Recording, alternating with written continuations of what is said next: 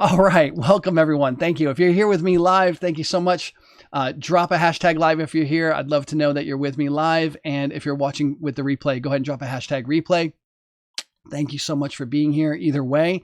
And I'm glad that you can hear. Linda, welcome from Australia. Tim, thank you guys. Yes, the microphone mute thing is a little bit of a challenge I have because I don't want the noise coming through while the intros are running. So thank you so much. Tonight I'm going to be covering the 7 keys to causing the miraculous and how I help coaches and clients achieve the impossible. So this is for you if you're a coach, you're a leader, a counselor, a therapist, or anyone who helps other people, and you really want to know how to produce extraordinary or miraculous results with them. I'm going to share with you exactly how to prepare yourself and how to really live that out. And I don't mean that, flippantly, like this is serious business to me. I get to live this out every single day. There's not just in the coaching work, but, in the life that people don't see that I live. I'm not a perfect human being by any means. There's a lot of room for correction, always in growth, but I do get to see lots of miracles happen in people's lives that I just run into randomly on the streets, or people just showing up in front of me, in front of my house, and just taking the time to be with someone and operating inside of the principles and the keys that I'm going to share with you this evening in this live stream. So thanks, Tim, for letting me know you're popping in live. And let us know where you're coming from as well. Connect with the people together here. All right. So the people are going to be watching your comments besides you. So share, interact, participate fully. It helps you learn, helps you stay engaged with what we're doing tonight. And just keep dropping your ideas in. It stimulates me. I might be able to speak from what you're sharing. If you have a question, drop it at any time. I'll do my best to answer it. I can't promise I'm always going to get to it, but I have all the comments visible, and I will be able to see a lot of what's going on, and I'll do my best to get to all of that. And so tonight, this was inspired, this particular live stream training was inspired by my own recent journey through a little challenge that I was running into. I was not feeling fully powerful, not feeling myself. And I could feel like I lost touch with power. And I just had to kind of humble myself, get quiet, ask for some help, some guidance from within.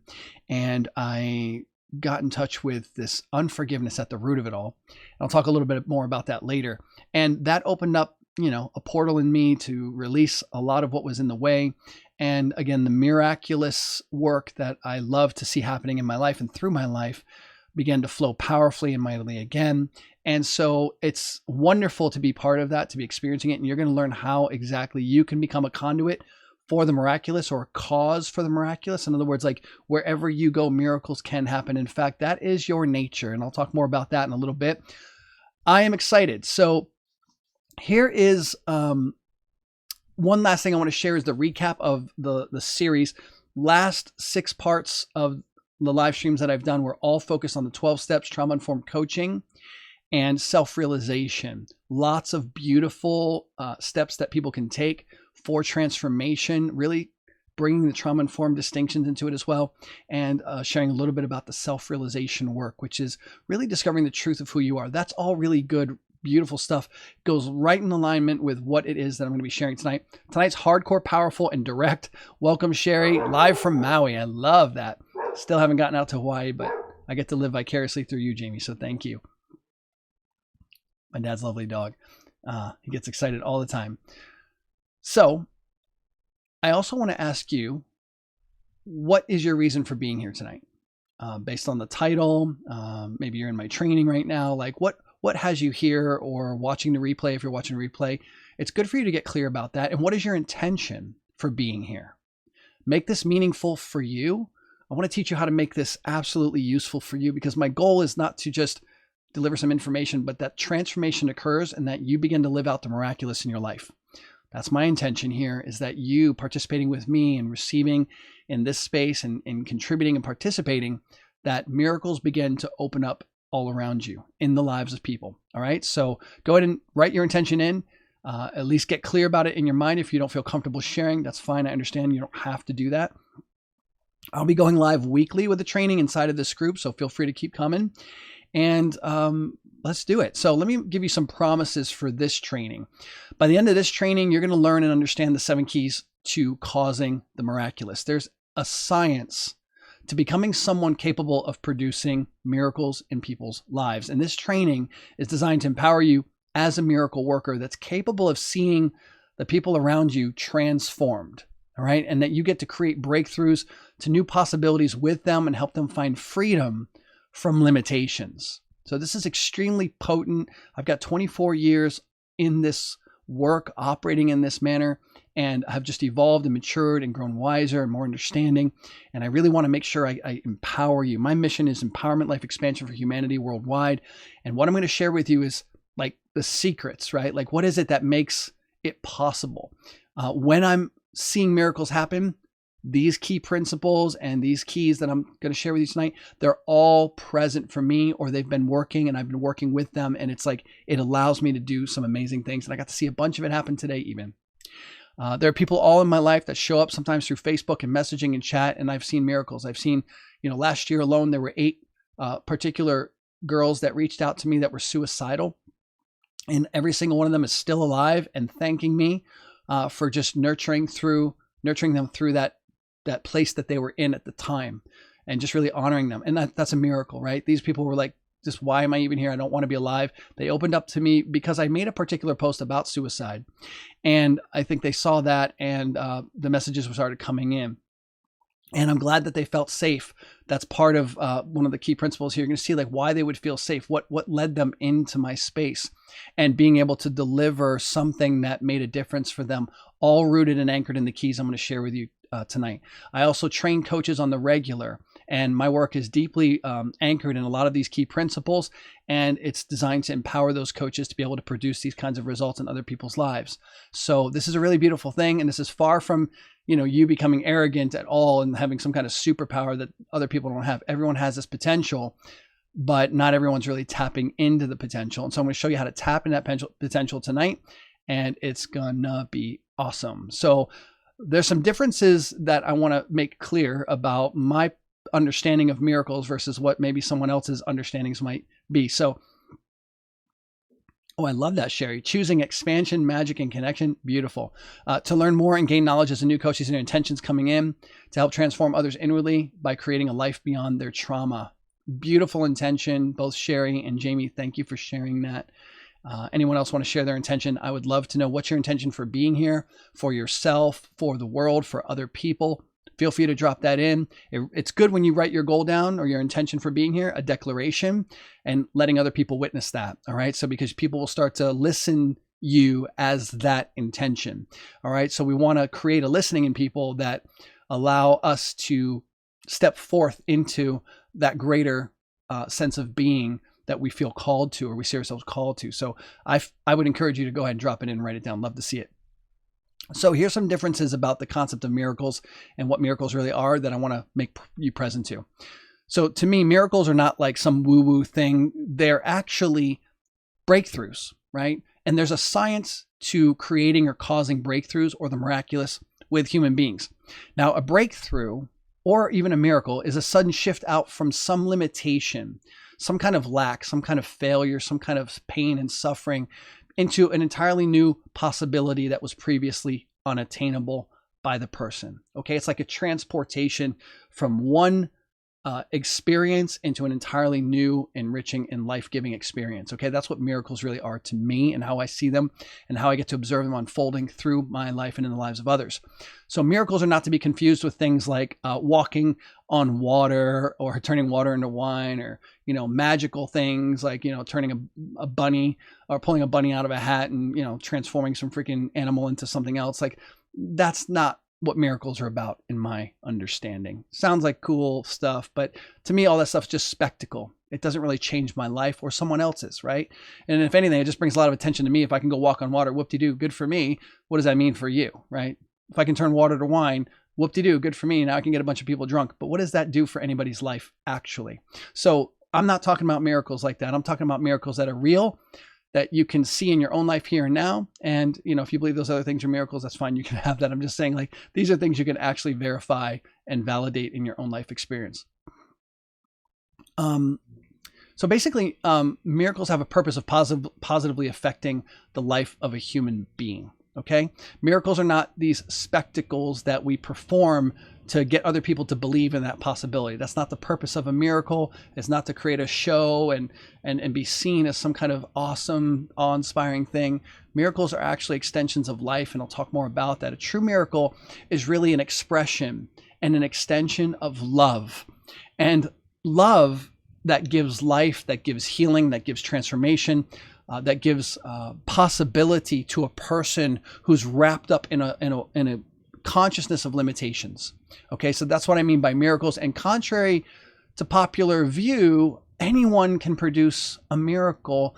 But as you're going to learn tonight, purification is required first. All right, miracles are possible for anyone. There are some things that are in the way. And so when we clear the space of our consciousness and our beingness and our body mind, then miracles become natural expressions. In fact, miracles are your purpose. You are here to be part of the life expression of the whole and contributing to everyone and everything in some way, shape, or form. There's a unique particular path for you. And tonight you're going to learn how to uncork yourself, so to speak, and watch the miraculous unfold through you. So just to make you certain that this is for you, if you're coaching, like I said earlier, if you're a leader of any kind, a healer, service provider, counselor, therapist, social worker, someone who provides any kind of service for a human being, then what you're going to learn here right now will definitely enhance the quality of your life. And that's going to make your life purpose more alive. It's going to become more real for you and expanded for you. You're going to feel better. You have more fulfillment. All right. If you're not producing miracles in your everyday life, life is kind of boring and mundane, and your job might be not so fun sometimes. You might feel like a drain or a drag, but you are a source for miracles or a cause for miracles, and you're meant to be a portal for them to occur through and for the benefit of other human beings. So let's get to some of what's in the way. Now, there are three main problems that I observe when I'm thinking about all the people I know, including myself, that are incapable of producing a miracle. And here's what I see gets in the way. Wanting to make a difference and truly to help someone, wanting to make that difference and help someone, but not knowing what to do. Like, I don't know, like they're suffering, they're struggling, and I wish I could help, but like I'm clueless. Okay. So that could be a barrier, just like not knowing, right? Another problem is doubting our own abilities and our capability. Now, if we don't know what to do, we're certainly going to have no confidence. We're going to, low self-confidence, low self-esteem. We're all wrapped up in our own world, maybe. And so we're just not able to really access the power of the miraculous because we don't trust our own ability or capability. Okay. And tonight you're going to learn how you can get over all of that stuff that's in the way. The other thing is making efforts to help people that have failed. Okay. We've all made efforts in the past to help people at different times, I'm sure, and we have failed at that. So if you have been someone that's made effort to help somebody and it hasn't worked out, just comment fail. All right. Just let me know that you've failed in some way to achieve a result with somebody, right? Like I did that, with my mom. I tried to change her. I tried to create a miracle in her life at times, failed to do that, failed to do it with my dad, failed to do it with my ex-wife, failed to do it with my, a few of my girlfriends and my business partner and friends, like tons of failures. I would say, like, in other words, I had an intention to create a change and it didn't happen, right? So if you failed at all, just own it. Let's own the fact that we've failed to achieve a result that we desired. Doesn't mean that we are a failure, but just owning that, yeah, we've made an effort and we've failed. I think it's important to own that because there's pain sometimes associated with that. When our efforts don't find fulfillment or completion, or our effort doesn't land in the result that we intend, that can leave a record of doubt, right? Like we conclude that like maybe it's not possible or I'm not effective, right? Tried to help heal my husband and failed. And yeah, really understand that relationships can be a big place where we do that. It's a big one for me. Thank you, Anne, for sharing that.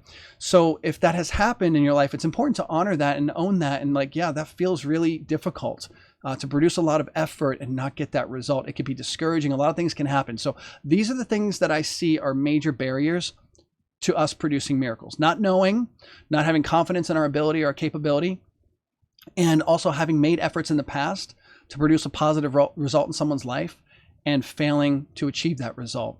And then that can kind of leave a record that leads to discouragement and more doubt in our ability and so on and so forth. All right. So the other part of it is also being too logical and analytical. Some of our efforts are driven by logic, analyzing a situation, our reason, and our reasons for why someone should do something, being pushy, being well-intended, but we actually lack wisdom. And we're giving people what we think is right rather than surrendering to being what is actually needed in the moment. So we got to lose ourselves to be able to be a channel for the miraculous for those people. And that can be a huge barrier. And I'm like the first to confess to you that I've made this mistake many times over in my life. And yeah, it wasn't easy to come face to face with that, but it's part of the purification process. So if you're here tonight, you're here to be purified, and purified means restored back to your original purity. You are pure essentially, but there are impurities that can be conditioned into us, and we can learn or take on or fall victim to and get trapped inside of. And it's not who we are, but it can be very present in our consciousness, in our thoughts, emotions, our feelings, and it can control our actions or inhibit our activity. And of course, the possibility of producing the miraculous. And so we got to purify from all of that. And we'll talk about how to do that. So far, if you've been here with me live, is this vibing with you? Are you excited about this? Are you wanting to go forward? Just give me a yes if you want more of this, if you're ready to dive in with me, and we'll get right to it. I'm going to drink a little sip of water while you take a comment time.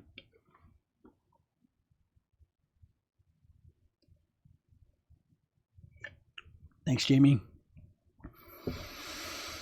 All right. So keep it coming. I want to see those yeses, man. I want to know that you're here. I want to know that you're in on this. Like that matters to me.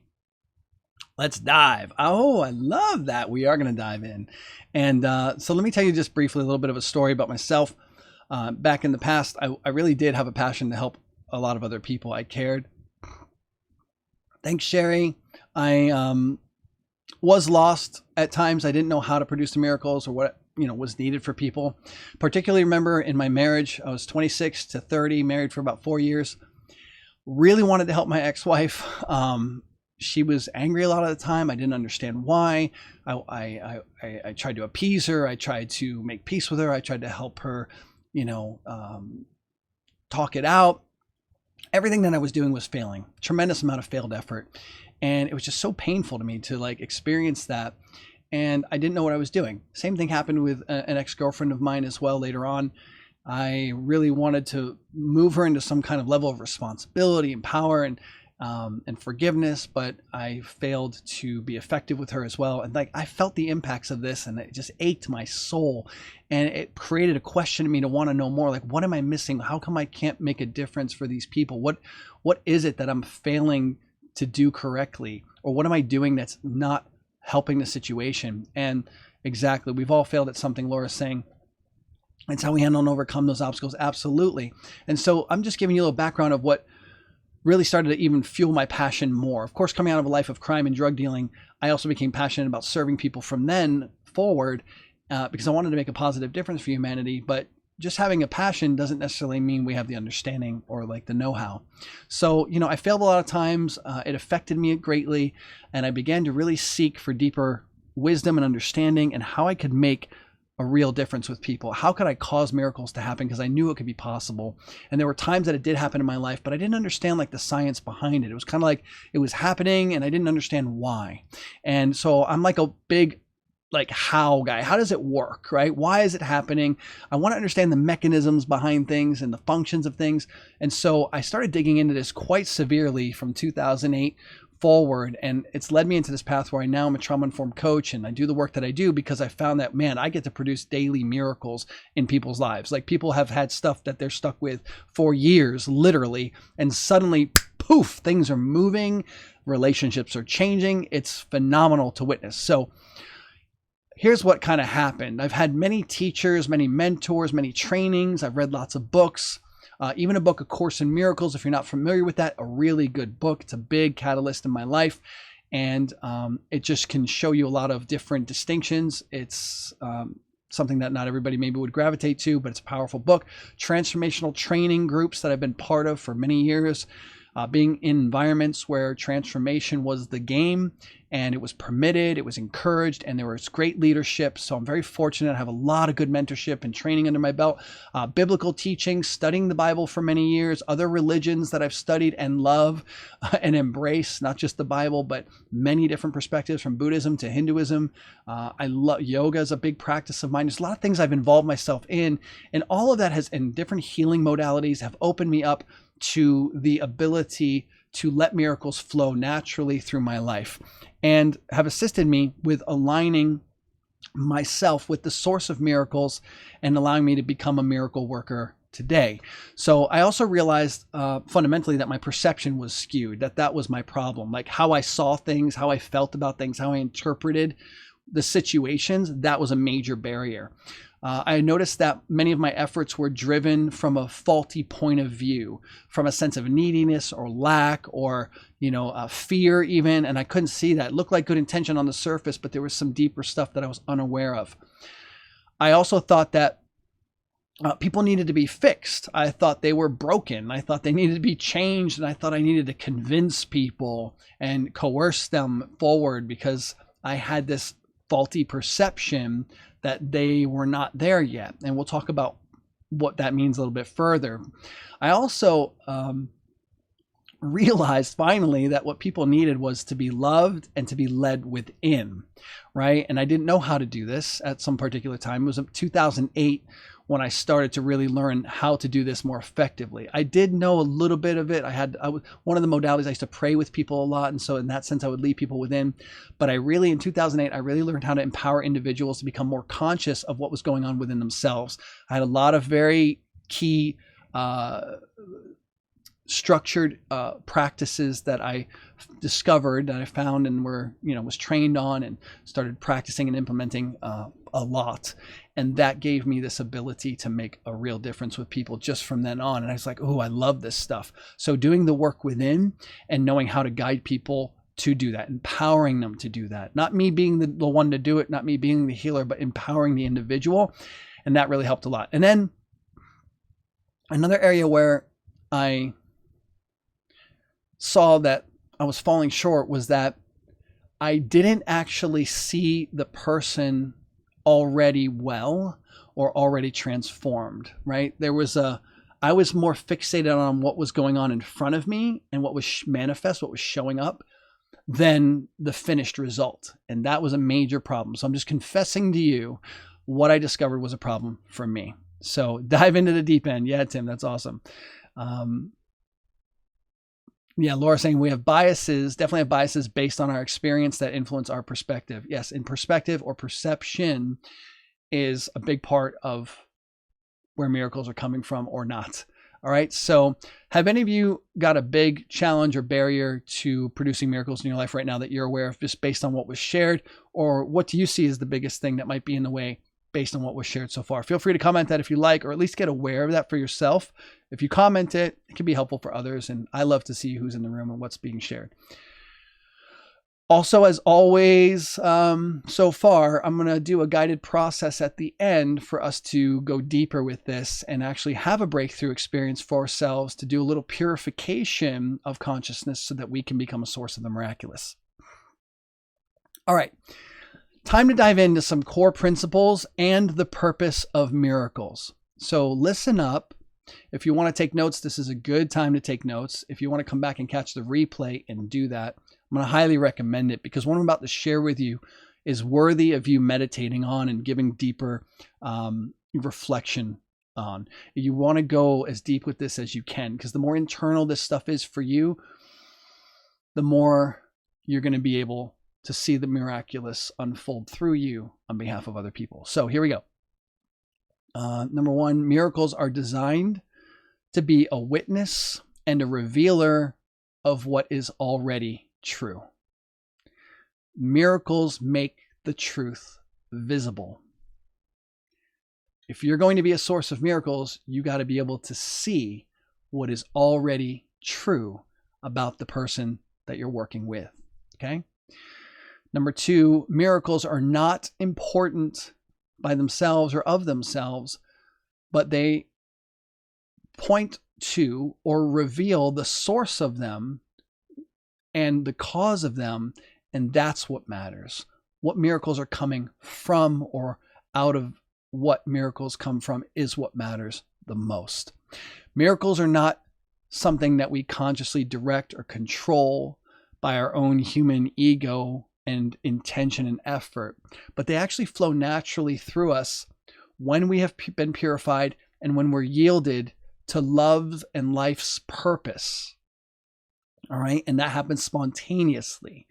We don't always know what it's going to look like or how it's going to be. And that can be a little nerve-wracking. So in order to become a vessel for the miraculous, there's a kind of a training we all need to go through. And this training that I remember going through was particularly emphasized when I was serving in recovery centers, and I wanted to go to that recovery center. I knew I was going to be leading a group, and I wanted to have like some structured teaching or something I can do. I wanted to like be prepared, and I would be frustrated on my way there because what I had prepared sometimes was I was trying to reflect on it and keep myself ready because I really was trying to be in control. And you can't be in control of the miracle, man. Like it's not about being in control. It's just about being an extension of life and love. But I didn't know this at the time, but I would get frustrated because my deeper intention was like, I just wanted to be a source of miracles for these people. So that intention was there. And that's a good one to have, by the way. But I was also still trying to control things because I still was uncertain about showing up and how I was going to handle the group and wanted to make sure I did a good job. And all of that stuff was there for me, but all of that gets in the way and all that can be a barrier. So I let go of that. And I started to just show up and just be. And the miracles were happening because the intention, which was not like a logical thing, it was just a simplified, let me be a channel for the miraculous for these people. And that intention felt really good, felt really light and free. Let me be a channel for the miraculous for these people. And I would just have that intention, meditate on that. I would let go of the need to be in control, and I would show up and miracles would happen. All right. So I just want to kind of validate for you what I was sharing. The next principle is that miracles increase love and they increase life for both the giver of the miracle and the receiver. So we don't get drained by taking on other people's negative energy or, their spiritual forces or whatever it is that I hear people say. We don't lose power when we're a conduit for the miraculous. Okay. So there's a lot of healers and a lot of service providers that I've talked to and therapists even that find themselves getting drained working with people. And that draining shouldn't happen if we're pure and we're clear channels. Energy will be amplified, life will be amplified, love will be amplified for both the giver and the receiver. This is how I was able to survive working with 50 mental health and addiction recovery patients, clients inside of a recovery center at a time who were struggling with some of the most severe traumas and coming fresh out of like a wild life of crime and violence and just horrible addiction and, wild things going on in their mind. So how did I manage all that energy? It was because I had to get out of myself really. And I had to let the miraculous happen. And I didn't get drained. I didn't go there and lose power. I came out of that feeling so alive, and so did they. And so it's possible. All right. Now that wasn't always my experience. There are times when I felt drained. I'd be working with people because I'm putting a lot of effort in. I'm trying. The things that I shared earlier, I had no revelation focus that they're already okay. I was focused on what was wrong and trying to fix, change, control, manipulate, coerce that, change it, fight it, do spiritual warfare with it, whatever. All of that efforting was actually a cause of drain because it's unnecessary. But I didn't know that when I was immature and less wise, less experienced. That's what was there for me. So if you're getting drained in your service work, I don't mean this disrespectfully. It's just you lack a certain kind of perspective right now on who you really are and who they really are and how this can be. So tonight, I hope to give that to you so that you can get over that drain. Okay. And you can become an amplifying center for the miraculous, for life, for love. All right. So miracles also release someone from the past in present time. And in so doing that, it opens up an entirely new future that was not available or accessible to them before. That is a purpose of the miracle. The miracle releases someone from the past, however they've been bound to something that occurred, a traumatic event or experience, a relationship breakup or some happening that they're still just, all over. The miracle will actually help a person get complete with that and release that. And that allows that person to move into a new future.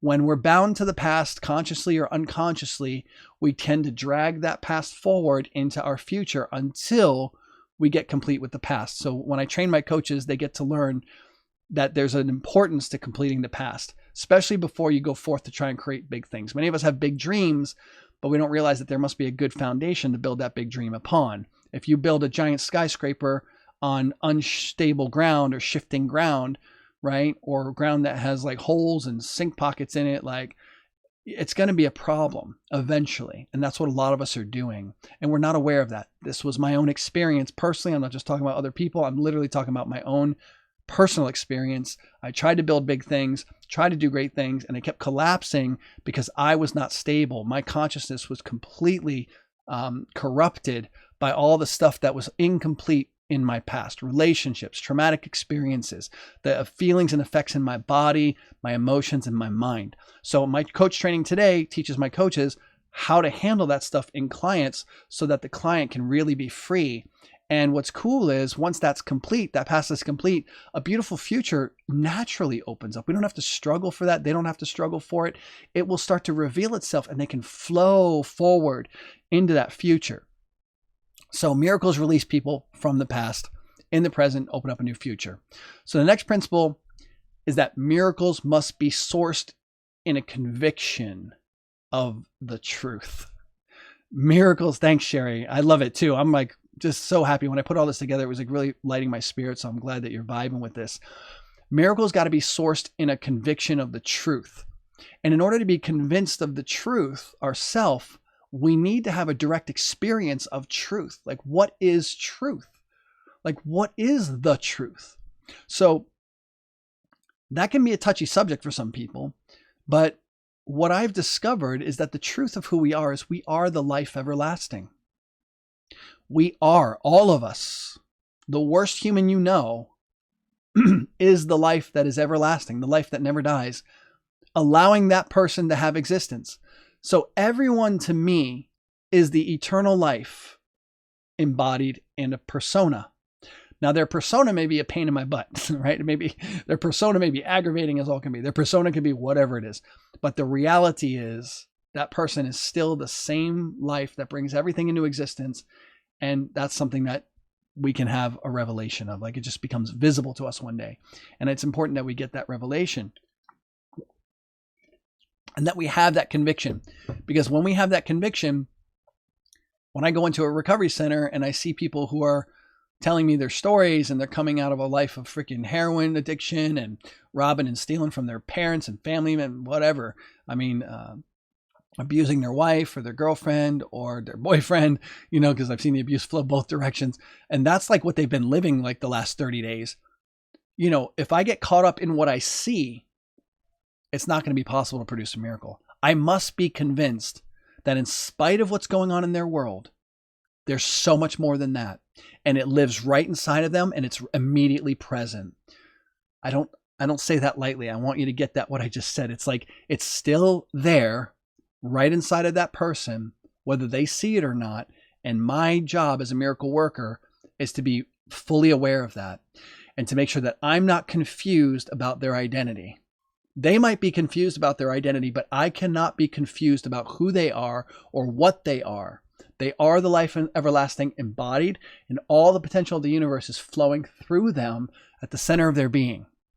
And this is just something I witnessed in the year 2000, and that has been a guiding light for me ever since. And I flip-flopped my way around through life since that day. I didn't have perfect miracle working power every day of my life, but it certainly helped me produce miracles. And I didn't even understand why. I started to develop the understanding of the science of the miraculous from 2008 forward, but it was in 2000 that I realized this. I saw into the center of humanity and myself, and it was like, oh my God, we all have this livingness that gives life to us, and it's beautiful, it's vibrant, it never dies. And it was very exciting to witness that. But then I had to see people who didn't seem to operate from that. And that was challenging for me.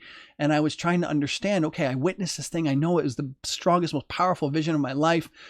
But what do I do with that now? People seem to be not living that. And so, I'm a researcher, I'm a scientist. I want to understand how things work. And so I began to ask those questions. And now I understand why people don't know who and what they truly are. But you as the miracle worker must know it. Okay. I took a little bit of time on that one, but it's so important. So the other thing that we need to know about miracles is that miracles are a demonstration or demonstrations that are giving and receiving. They're both a blessing to each person. And there's this interdependent relationship between the giver and the receiver. Neither the giver nor the receiver of the miracle are better or worse than the other. All right, just because one is receiving a miracle doesn't mean that they're less than the one that's giving the miracle.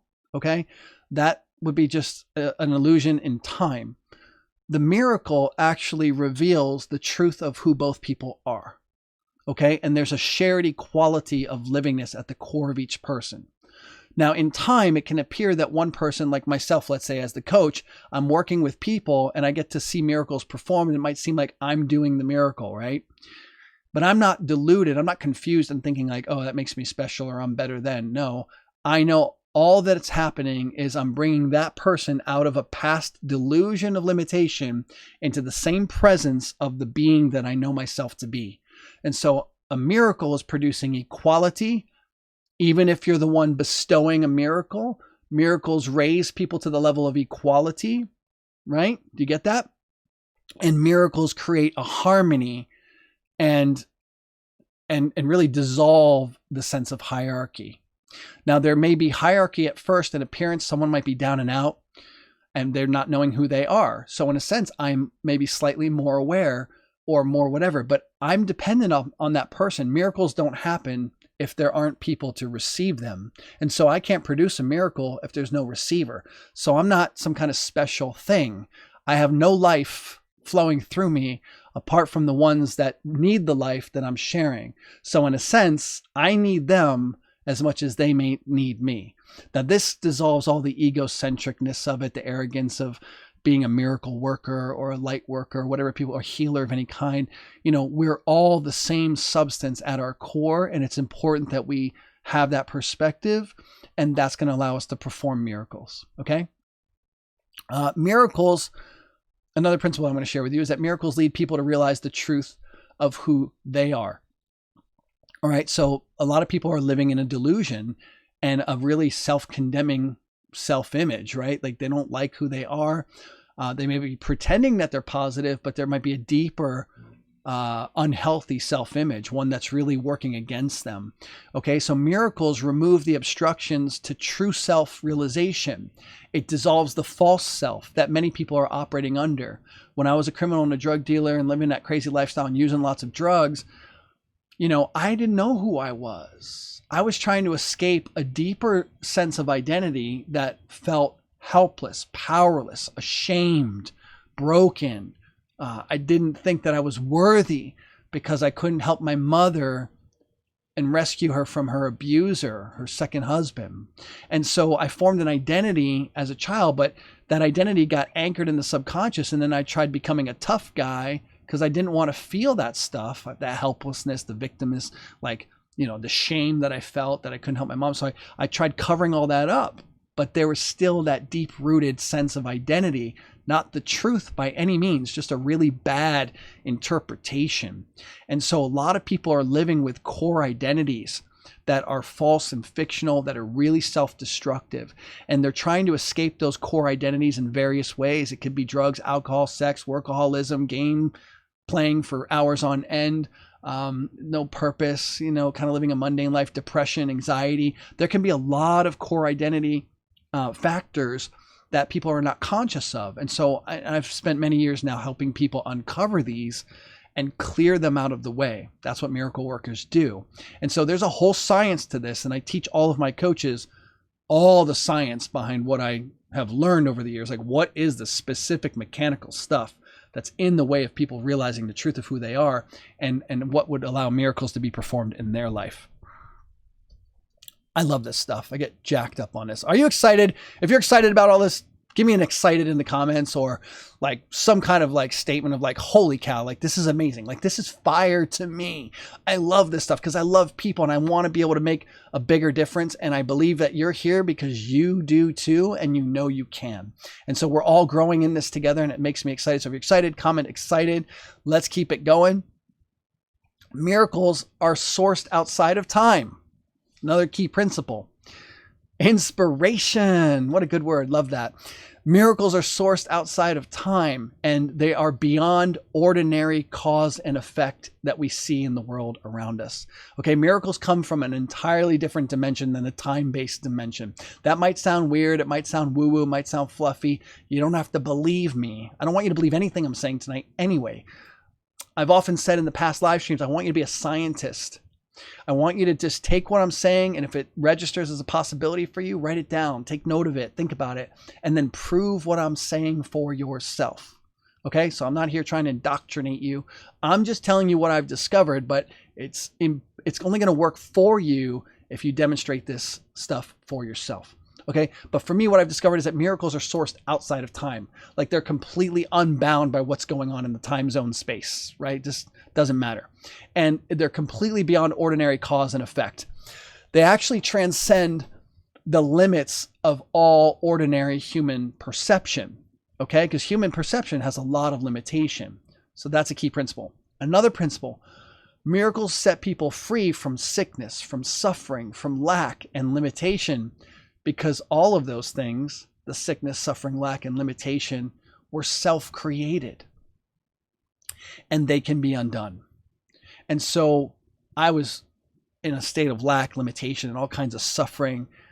But when I traced it all back, when the light shone in my heart and it showed me everything that was going on inside me, it was like, oh my God, I decided I was unworthy. I did this in ignorance. I did this in a very small-minded 10-year-old little boy who didn't know how to interpret his mom being beaten so severely.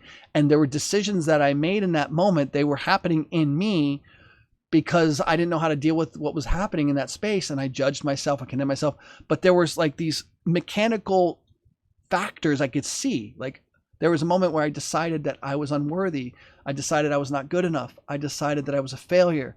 And these key personal decisions that, yeah, they were made under extreme, heavy, difficult circumstances, and I have compassion, but that doesn't take away the responsibility. Responsibility doesn't mean I'm at fault for it. I'm not at fault because these things happened to me, but it's my responsibility because things happened in me that I can get command over again, and I can undo that. I can release that. I can be purified from these poor decisions. All right. Awesome. So another principle, we are a miracle, okay? In itself, as a human being, you already are a living miracle. And as a living miracle, you're capable of extending the same creative power that is the source of your existence. Okay. Like that's what's possible. You already are a miracle, and you're going to learn how to let the miraculous that already brought you into existence flow through you on behalf of other people. Another principle that I want to share is that miracles transform core limiting beliefs. They release core fears, and they help heal core wounds. That's deep unconscious stuff. And so by doing that, it restores a person to a proper self-image and their full potential, because the core wounds, core fears developing around the core wound, because I never want to feel that pain again. So now I'm afraid of anything that might cause that pain again. And then I form these limiting beliefs, these core beliefs that I am a bad person, or I'm not a good person, or I am weak, or I'm not strong. I develop these limiting beliefs, and that becomes a false self-image, and it inhibits my full potential. The miracles transform those factors and release people from the fears and heal the core wound. That's the underlying root of it all. Okay. Trauma-informed coaching is important to me because I know that pain, unresolved and incomplete in a human being, is the root of all their problems. And when a person gets complete with that pain, everything else dissolves. We're uprooting the weed from its source. So next principle is that miracles actually purify our perception of ourselves, of other people, and of the world. They actually reveal the truth, which is always present but not necessarily visible. And miracles also expose lies and makes it clear that they are errors or mistakes of perception and that they're actually unrealities. But a human being can give reality to a lot of fictional stuff. Think about the little girl who screams in bed, in her room, in the dark, and is terrified that there's monsters in her closet. That girl, if you study her brain chemistry and her biochemistry, she's going through stuff. There are physiological and neurological things that are happening. Real stuff is going on in her body, and she's really scared. Father comes in the room, turns on the light. What's going on, honey? There's monsters in the closet. I'm scared. I don't want them to hurt me. Honey, there's no monsters in the closet. You can rationalize with her, but she's convinced. Yes, there are. So what do you got to do? You got to take her by the hand. You got to walk her over to the closet. You open the closet and you turn the closet light on and you say, look, see what's there, honey? No monsters in the closet. And she suddenly sees clearly, and she's not in terror anymore because now the light has shown that there's nothing really there. But just because there's nothing really there doesn't mean that a human being sees that. Human beings can see a lot of what isn't really there. Tell me if you know what I'm talking about. Have this ever happened to you? Have you ever seen something that actually isn't there and it's deeply affected you in a negative way? Or do you know somebody who's like telling you like, da, da, da, and you're like, wow, that person's seeing a bunch of stuff that isn't really there right now. And if they could just get off of that, they'd be free. Like, if you've seen that, I'd like to know. So another principle, and that was a very powerful one, and these are all very powerful, is that miracles empower those who have been purified to now be this portal through which the miraculous can occur for other people. Purification is necessary. We'll talk more about that in a bit. Another principle is that miracles recognize everyone as a member of the one family of pure being itself. Members of the one family of pure being itself. Okay? So miracles recognize that in everyone. If you're going to produce miracles, be a miracle worker, you see beyond what's present and you see them as one family member of this pure being that we all belong to. So miracle workers see, and the miracle perspective sees beyond the limitations of time, and we realize the eternal reality that's hidden by the temporal manifestation. Whatever's showing up in time, in the present moment, it's not the end of the game. It's not the end of the story for this person.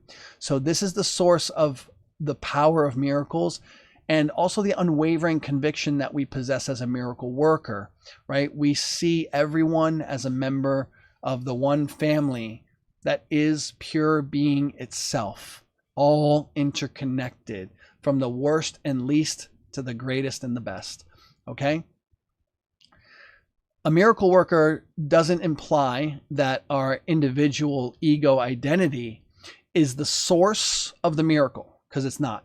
Okay, our personality and, hey, me, Vince, I'm the source of miracle, or, Tim or Ann or Laura or Sherry or whoever's present with me and Jamie, we're not the source of it as our personal identity. The source of it is beyond our personal identity. And we are that. That's another conversation. That's the true self-realization conversation we can go into. But we don't want to confuse our personality self and our small self as the source of it. Our personality self and our human individual identity can be a portal for the miraculous, but the miracle comes from something way bigger than our individualized self. Last principle to cover here is that miracles have a purpose for revealing truth. All right, that's a big part of what miracles are about. It's about revealing truth, and once the truth is realized within the individuals that realize the truth, miracles are no longer needed. Okay, so I hope you see that the miracles that I'm speaking of are very different than the things that I mentioned earlier, like the walking on water and turning water to wine and, pulling a rabbit out of a hat or whatever, doing some kind of magic tricks. Like, that's not the miraculous. being able to walk through a wall and things like that. That would be cool, but how does it really help anybody else? The miracles I'm referring to transform human beings back into the image that they were intended to be. So let me deliver the promise again of tonight's training, because we just got through some principles. We're going to go a little bit deeper now still, but this training is designed, literally designed on purpose and intended, right, through my heart to empower you as a miracle worker that's capable of seeing the people around you transformed, right? That you would see them transformed. You get to witness that. Sometimes you will, and sometimes there's people that you might never see again, but you will have been a cause for the miraculous in their life. There was someone who rolled up on me the other day while I was out working outside in the garage, and I had my bike out there, and he saw my bike, and he just kind of rolled up, and he was a pretty humble dude, but he had a tattoo, Faith, Hope, and Love on his arm, and he had a backpack on, some dirty jeans, dirty shoes, an old BMX bike, but he was excited. He saw my bike, thought it was super cool, and he was asking me questions about it. And it turned out that he started to open up to me right away. He admitted that he had a strong addiction to crystal meth. And in this area, crystal meth sells very cheaply. For 3.5 grams, you only have to pay $30 for crystal meth, apparently. That's what he shared with me. So it's super cheap. He lives with people who are doing crystal meth on a regular basis. If you don't know what crystal meth is, it's one of the most dangerous drugs. Very devastating drug people can be doing. Very addictive and can keep you up for days. It takes your humanity away completely. This kid was suffering from 2 broken ribs because he had been beaten a few days prior, being in this apartment complex where there's a lot of drug dealing and craziness going on. He's just a particular area, and just a heck of a life, sharing with me his story and what he was going through, what he was dealing with. And I just hung out with this dude for a good half hour, 40 minutes maybe, and ultimately asked, shared my background, my story, asked him, hey man, like, and I just took the time. Like, he just felt like coming to me, and like, I take that as an opportunity. And I just sat with him, listened to him, shared with him, talked with him. And at the very end, I just asked if I could pray with him. And he was very open to that. And I just, took his hand, and he was wearing gloves, like bike riding gloves. And I just remember grabbing his hand and just feeling the connection with him, put a hand on his shoulder, and just sat there and prayed with him. His name was Jordan Christopher. Prayed with this brother. Just prayed over him. And when I say pray, I mean, like, I spoke life into him, encouragement into him, love into him, gratitude for him being there. Just opened up my heart to like see whatever words wanted to come out of my mouth. And he was fully receptive, and he was super thankful afterwards. And, we ended up talking a bit more, and he went off, but I ended up praying for him every single day of the week after that, spontaneously. Like, I just continued. And when I say pray, I was just envisioning a transformation for this brother's life. Just, I couldn't help but think this and feel this. He was so on my heart.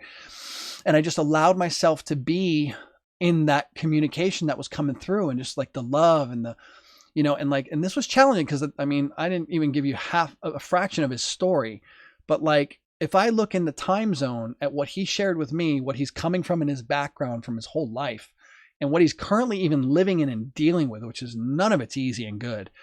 If I let that be the focus, there's no miracle happening. But I was able to really shift beyond that and have conviction that he will experience transformation, and is even experiencing it now as I'm praying. And I'm holding that kind of communication, that prayer within myself, with this deep sense of conviction, not praying to God and saying, hey God, please, dear God, help me do this. It's like, no, I'm being the source of it. I'm being with the reality in my communication. That's what I call my prayer. And I'm just holding that space in my heart. Like, this is his new life that he has. And I'm unwaveringly committed to that in my soul. And it just felt so good to be praying for him. And it was like throughout the day, he would come into my heart, and he would just be there. And I would just go into this kind of communication and standing for his healing and transformation. And so I don't know if I'm ever going to see him again. Yet I know that he is going to be experiencing more and more transformation, because it's something I'm just standing in, and I've allowed myself to be available. It's a beautiful thing. Okay. So sometimes you'll see the transformation is my point, But I may never see this person again, but I got to be an intercessor temporarily and be an access point for the miraculous and continue to intercede beyond our connection, our personal connection, and continue to just trust with all my heart that life is working in him, through him, and for him. And even as I say it with you now, the conviction is there. And I'm just standing for that with all my heart, with all my soul, with all my strength, right? For Jordan Christopher, that he can have that. And it feels wonderful. And I'm feeling him transformed. I'm feeling him in my body coming alive. I'm feeling him getting set free from addiction. I'm feeling him breaking free from his lifestyle and the people and everything. Like I'm just being the result in my body, in my mind, in my emotions. That's how miracles happen. It's faith embodied. Not conceptual, but my whole being is the certainty of his new life. So I say that because I want you to get a sense of how intense this can be sometimes. Radical stuff. All right. Whew. Got to shake that through, man. Like a lot of energy moving through my body on that one. There's such a passion still for this brother, and never met him before. You know what I mean? And this is not a paying client, but this is just somebody behind the scenes that just came into my world, and I make myself available, and it feels amazing, and it didn't drain me. I feel even now as I'm sharing with you, it's like more energy is coming into me. So this is not a burden, right? There are people that are going to come to you that you are the one through which a miracle gets to happen. There will be others that also are portals through which miracles occur for those people. We're all here to be that for each other. That's the beautiful game that we get to live out until everyone realizes the truth of who we are. You don't have to take my word for that. You can investigate that for yourself, and I invite you to investigate it. But it's a beautiful feeling because it energizes you and it enlivens you. So yeah, can feel it. Thank you, Sherry. Woo! All right. Laura is saying, how often do we say we will pray for someone and don't continue consistently praying? Yes. Something I've changed. I'm constantly praying. Vince, you are rare in that you continue to pray. Amazing. Wow. Thank you, Laura. God bless you for that beautiful word. And you know, I encourage everyone to take it on because it feels good. When it's coming from the right place, it energizes me. You know, so I get something from it. There's a reward. It doesn't need to be a struggle or a burden. You know, I could be in the bathroom and I'm just start praying, or I'm driving down the street and I'm like prayer just starts flowing. And I modeled for you what prayer looks like. Because when I say the word prayer, that could be a very confusing word or a misunderstood word. Prayer is being the result for somebody. It's getting over my own doubt. It's not asking something like God other than me to do something that I can't do. I must be the result for that person. God, that could be blasphemous for some people. I understand that, but like I got to say the truth as I see it and feel it and live it. You be the result for that person. That doesn't mean you got to get in busy and do a bunch of stuff. It means that you be the conviction so thoroughly that everything in you is a yes, that this healing, that this transformation, that this addiction is broken, that whatever is going on in the world is in this person's life is shifting right now. And I'm just being that, and I'm standing in that. And I don't need anything but just my agreement within myself that says yes and amen and affirms that this is the reality, right? So faith is the substantiating of the things that we hope for. And it's the evidencing of the things we don't yet see. Okay, that's the biblical definition of faith, and it's an action. Faith is the substantiating, it's the make reeling of things that don't yet seem to be real. And so a lot of us have never been empowered to have that kind of faith. And there's another verse in the Bible that I love that says faith comes by hearing, and hearing through the message concerning Christ. And that gets really confusing to people because of religious indoctrinations and teachings and such. But the Christ is this central axis of everyone's nature. It's a corporate identity. Okay. And people think Christ is the guy that walked 2,000 years ago, but the Christ word it means the anointed one, the one smeared with oil, a symbol of the limitless power of divinity upon a human being. And all of us are meant to operate inside of that anointing or that power, that limitless flow. When you translate the scripture from in like universal terminology and scientific kind of language, it makes a lot of sense. And it transcends the cultural assumptions of the Christian paradigm today. You know what I mean? And it gets powerful. And so I love my Christian brothers and sisters, and I love Jesus, and I love all religions, and I love all people of all religions, and I love people who say they're atheists, and it doesn't matter to me, because for me, everybody's part of the one human family, and they're all my brothers and sisters at different levels of awareness, and it's my job to love them and be a source of miracles until they realize what they really are. Yeah? Okay. Whew. It gets so intense with this stuff. But it feels so good. Love you all. All right, so let's look at a couple problems again that we can run into. Okay, let's not lose sight of the problems. In order to produce miracles, you got to become miracle-minded and miracle-ready. Okay, they're not just going to happen out of nowhere for nothing if you don't prepare properly and get purified. We'll talk about purification in a bit. Most of us are just not wired naturally to be this way. We didn't have the right guidance and upbringing and mentorship yet. And some of us have had a bit, but we can always get to another level. But the 7 keys that I'm going to share with you are going to give you everything you need to access the source of miracles and be a cause for the miraculous in your life. Okay, so we want to watch out for not being miracle-minded or miracle-ready. Okay, and I talked about what that could be earlier.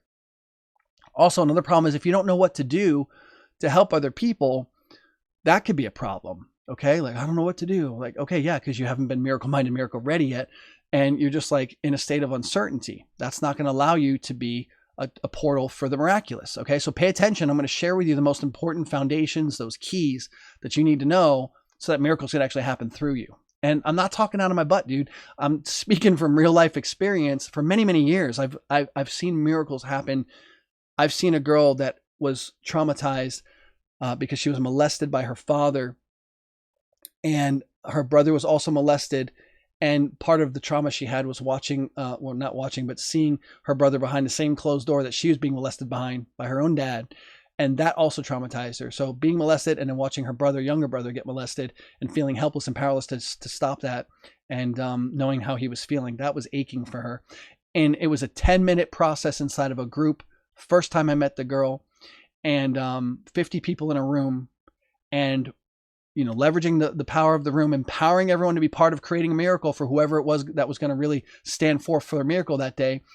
That's the intention that's flowing through me. And this girl raised her hand and did a few minutes of processing, took her right through the incident, and had her do some deep breathing, and the whole room breathing right when we got contact with the incident, what she was feeling, what was really there, and helped her really release all of that. And 10 minutes later, checking in, like, hey, what are you noticing now when you revisit that experience? What do you feel? What's present? And she was like, oh my God. She started laughing hysterically that this past incident could be so troublesome for her over so many years. And she's like, I feel absolutely free. She's like, I cannot believe this was so heavy for me. She felt her whole body was liberated from the compression and the depression and the suppression of that historical event that was never released.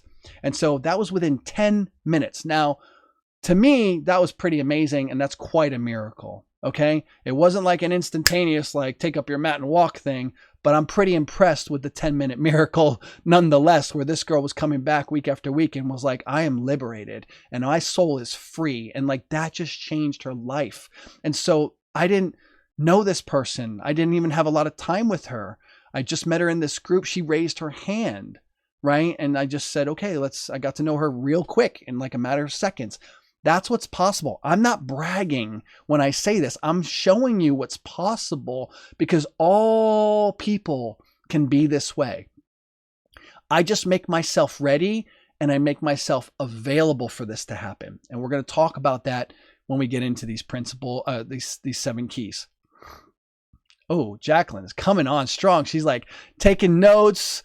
I'm ready. She's got the freaking dove flying free. I love that. Jacqueline, good to see you. Welcome, welcome.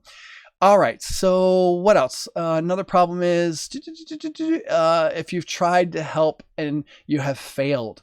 Okay. Again, there are many times that I wanted to make a difference for people and I did not. Okay, so I want you to be clear that I'm aware of that, and I honor that, that part of my journey. I honor the effort that I put in. I honor that my intentions were good, but my mechanism, the way I was doing it, was not right. I honor that my perceptions were a little skewed, misguided. I didn't have a revelation of the truth.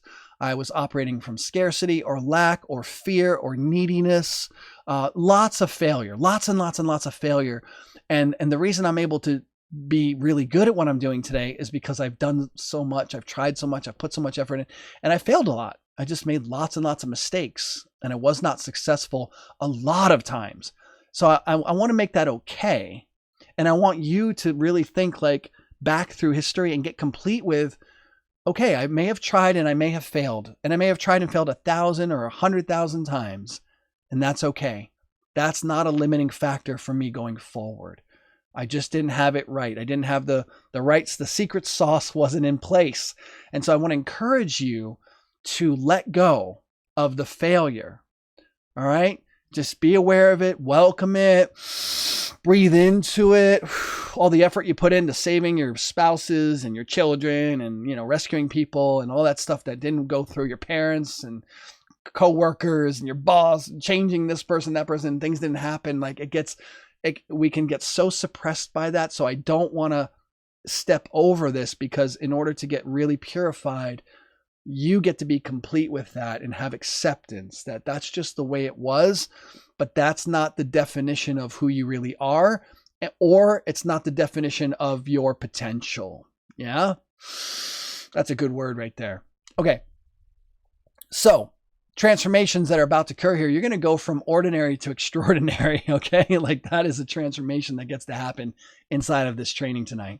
And you're going to go from being a miracle blocker to a miracle worker. All right. There is a difference. Okay. I was a miracle blocker, and there's a lot of attitudes and points of view and feelings and stuff that we're going to talk about in a few minutes that can seriously get in the way of being a source of or cause of miracles in people's lives. All right.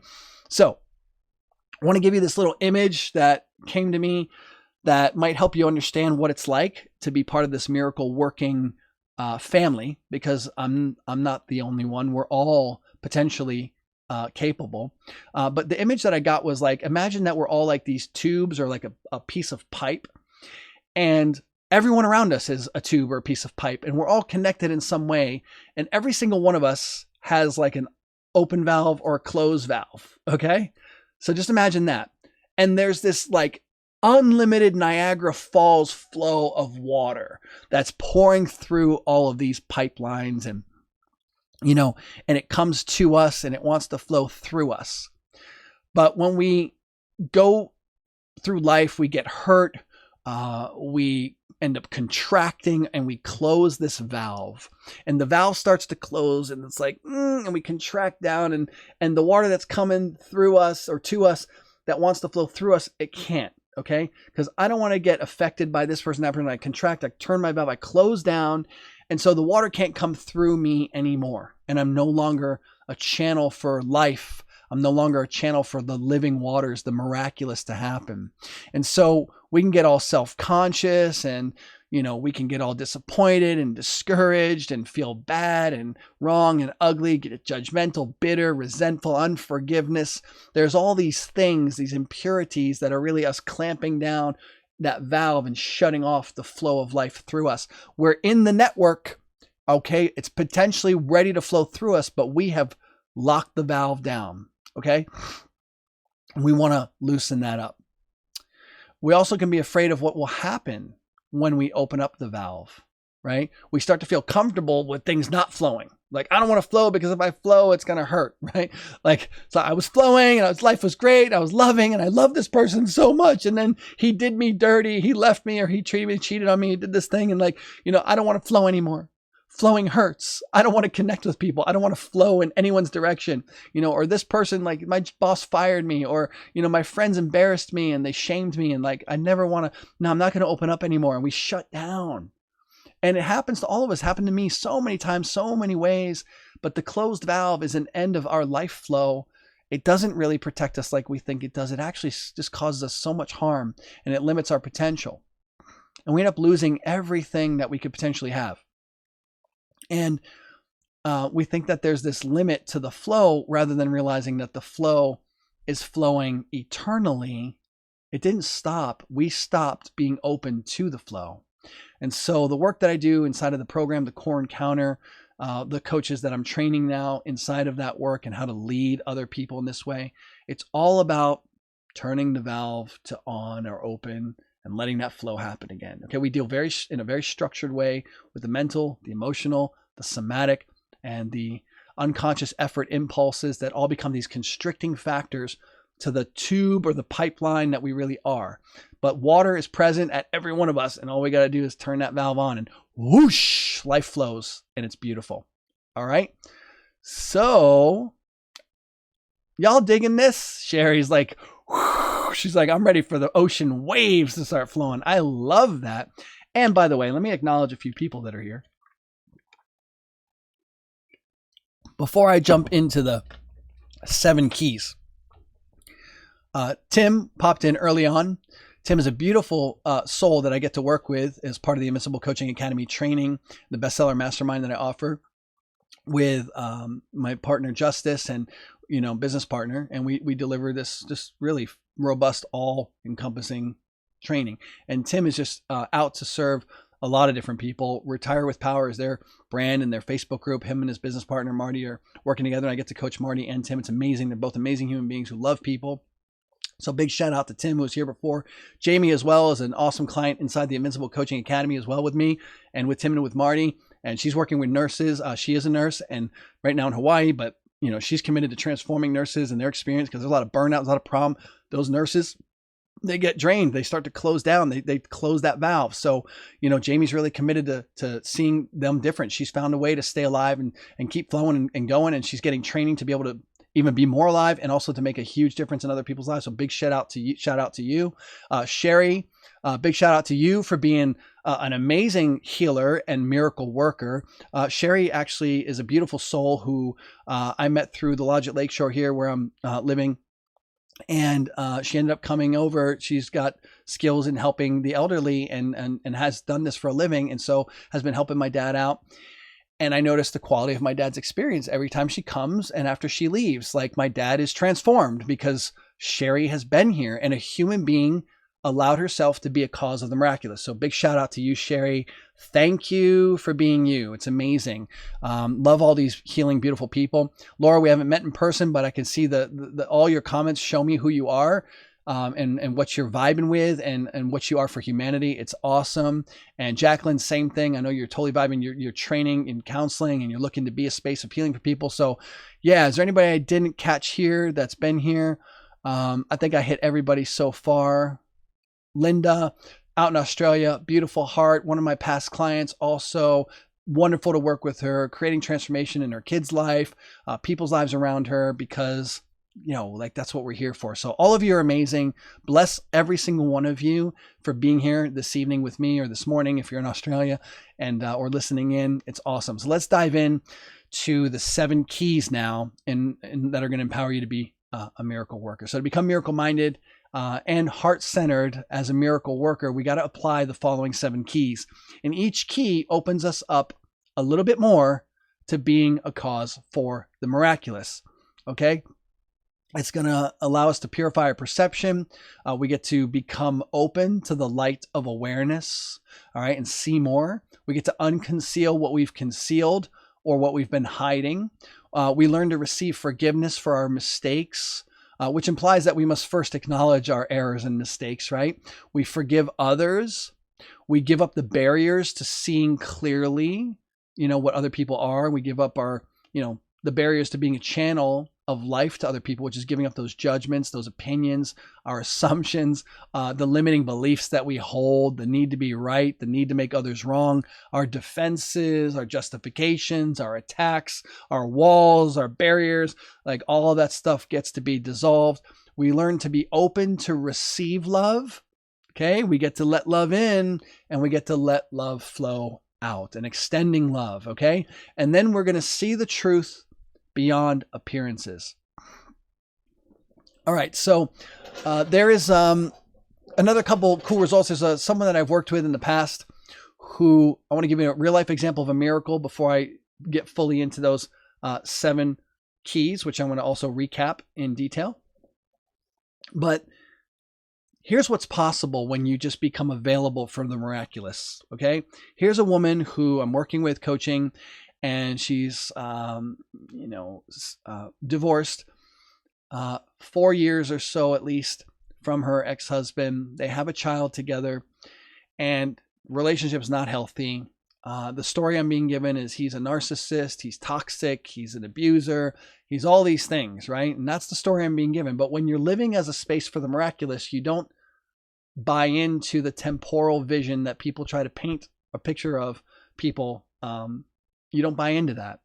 You don't invalidate them or argue with them, but you don't get coerced into, oh, wow, like that's not going to allow you to produce a miracle inside of relationships. Okay. And a lot of us, we're easily swayed by what people say about people, and then we connect it to our own past experience, because like, oh yeah, I had a narcissist in my life, oh my God, and that's it. You're no longer going to be a source of the miraculous. Okay. And I got plenty of narcissistic relationships that freaking wrecked my soul. I could be all kinds of victimy about it, but I'm not persuaded by that. I'm standing for her, and I'm standing for her husband equally. Okay.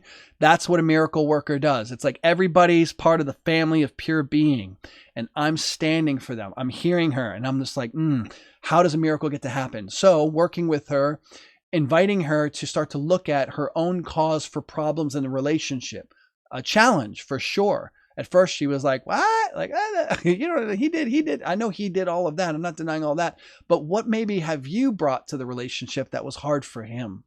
Okay. And that's after doing some work around her own past pain and stuff in the relationship. I had to do some clearing first, but having her take a look at that, she got clear on some stuff, and then having her take responsibility even further and actually writing an email back to him when I was told that he writes all these emails that are just, always accusing me and saying I'm never good enough and I'm a problem and so and so. And I was like, I understand that's not easy, but here's how I'm going to help you transform that. I want you to just write to him and tell him what you've been making him wrong for, what you were responsible for in the relationship that you haven't owned fully. And I just want you to just communicate all of that. Just give that away to him. And she did that. She followed my instructions. And very soon after that, he came to the house to pick up their son, and she decided to let him in the house, which she never has let him in all the years that they were divorced. But this is the first time she decided to. And I asked her why she did that. And she said, well, I felt like I could handle him and whatever would happen.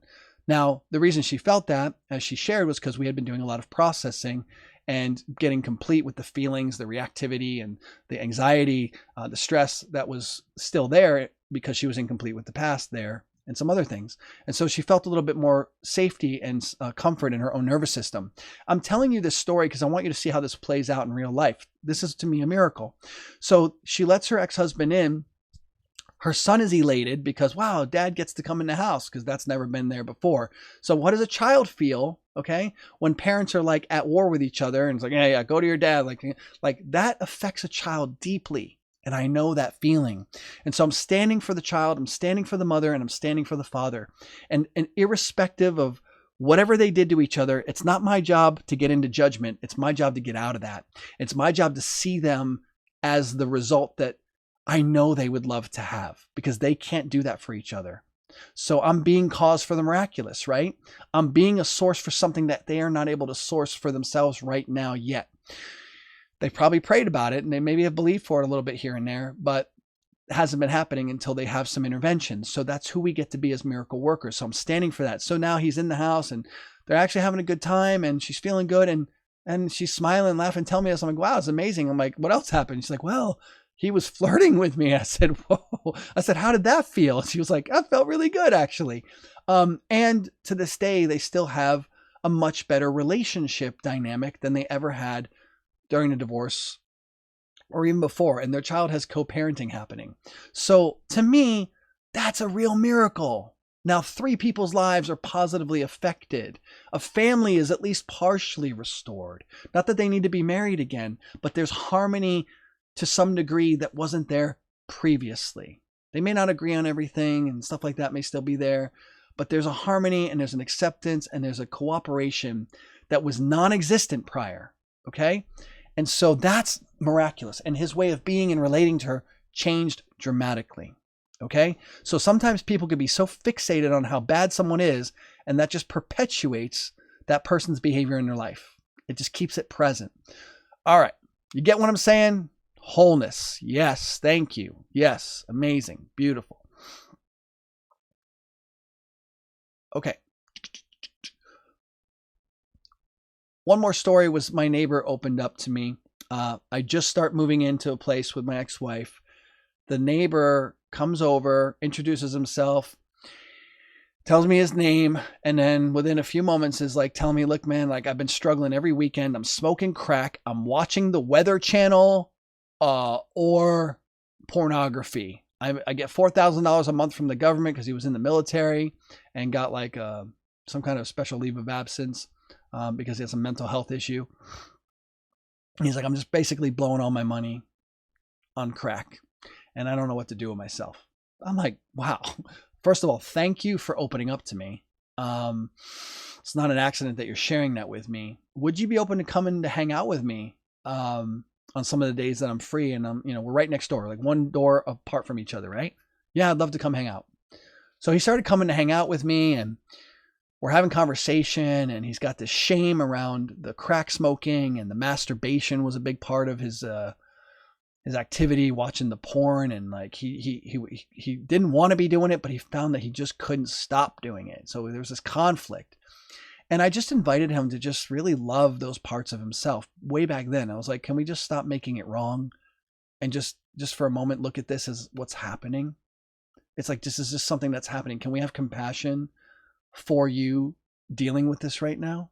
And I really invited him to bring love and compassion to what was present, because he had a lot of resistance and hatred and a lot of identification with all of this.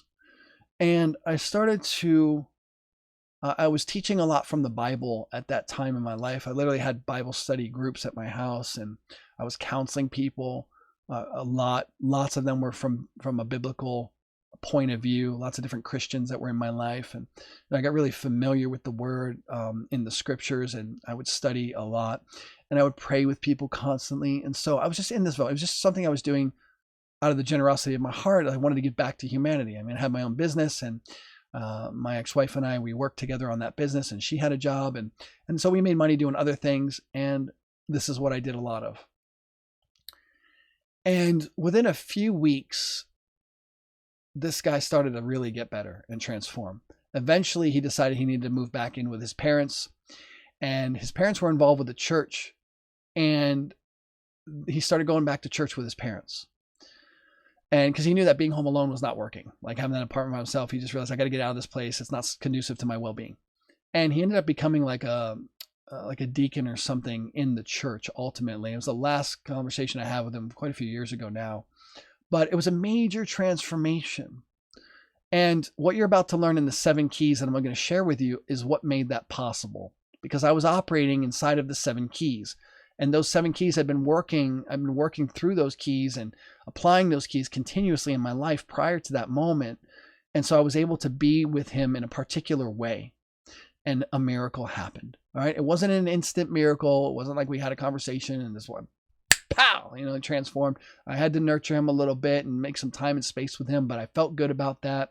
And I understood where he was coming from. And people will show up in your life that you will be able to relate to. You're like that one unique person that, like, you're the only one in that moment that's going to be able to make the difference for that person. And so you will see this show up more for you as you start working with these keys.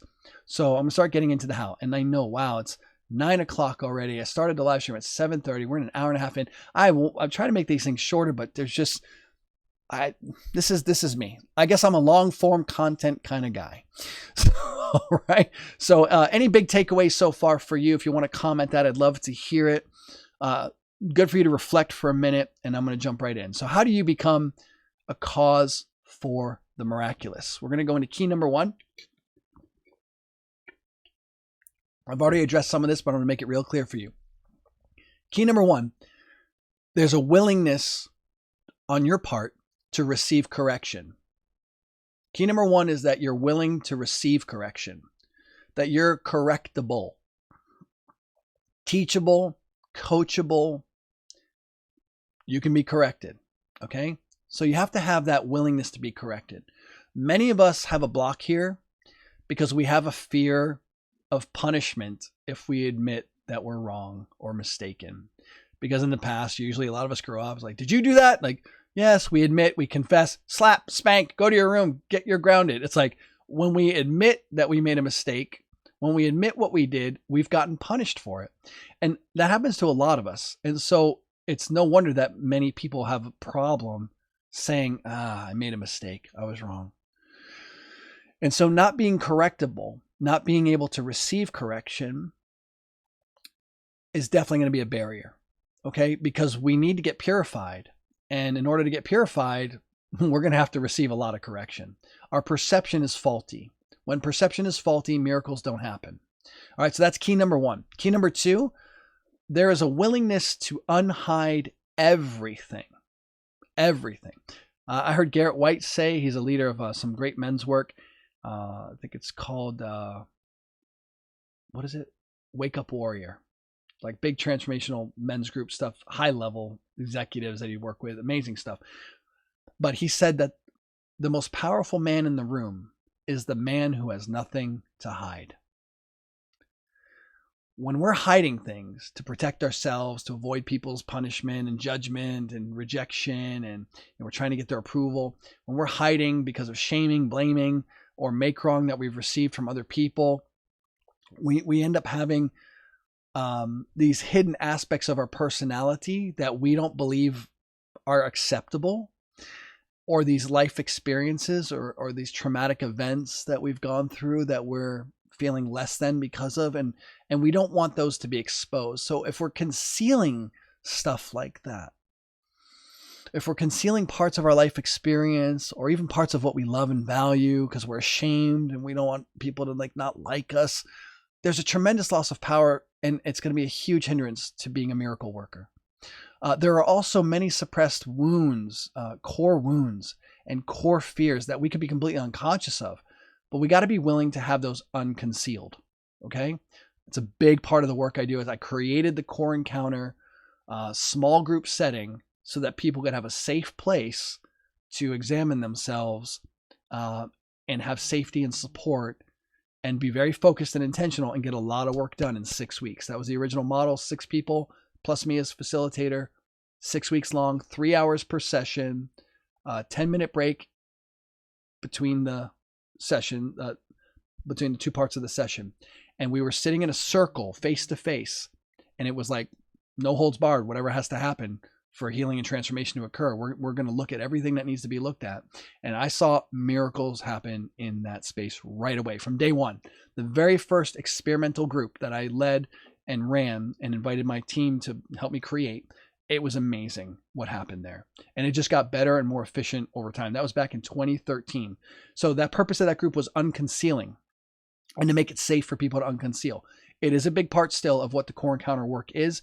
If you're going to be a miracle worker yourself, being willing to be unconcealed is part of it. And also then that's something you're going to see happening for others to set people free. Okay. Key number 3, there's a willingness to receive forgiveness, to be released from guilt, to be released from shame, to be released from fear and all kinds of misperceptions. We may be unconscious to various false perceptions that have trapped us. A willingness to be forgiven for misperceiving is really what there is. Okay. And a willingness to be forgiven is like a certain posturing. It means that, hey, you know what? Maybe there's things in me that need to be forgiven. There's mistakes that I've made. Maybe there's people that I've hurt unknowingly, unwittingly, but I'm willing to be forgiven. The thing is, we can fall into guilt and shame very unconsciously. So forgiveness is about removing guilt, shame, and fear. And so we can have a lot of judgment on ourselves and stuff like that. And so, yeah, it's really important to be willing to be forgiven.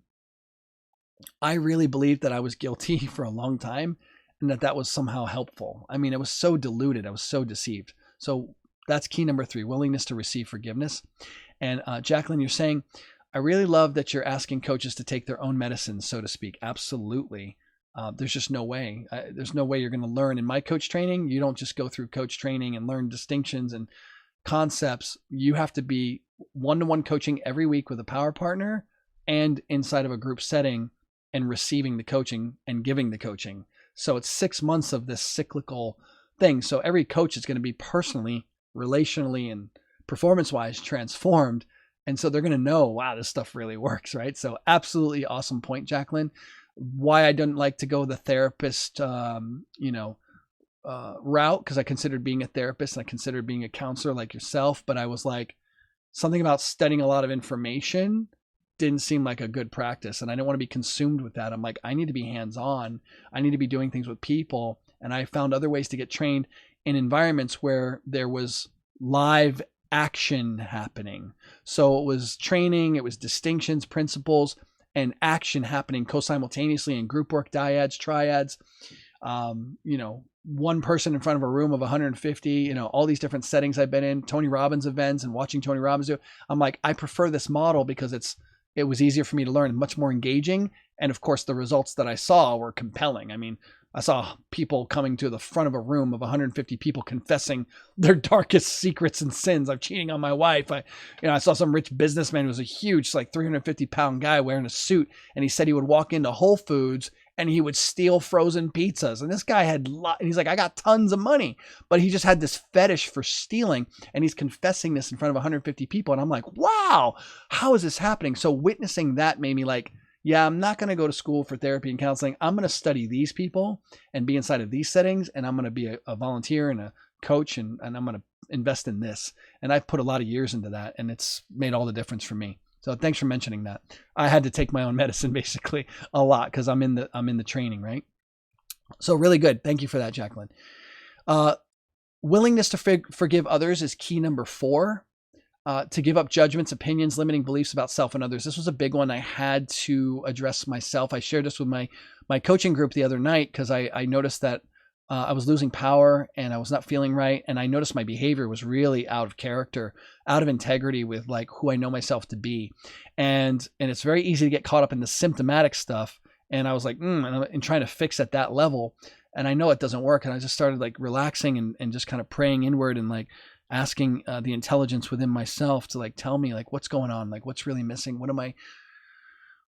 what's causing all of this. And it was quickly revealed to me. I pulled a particular book off the shelf and it was unforgiveness that was kind of coming through, and that just landed.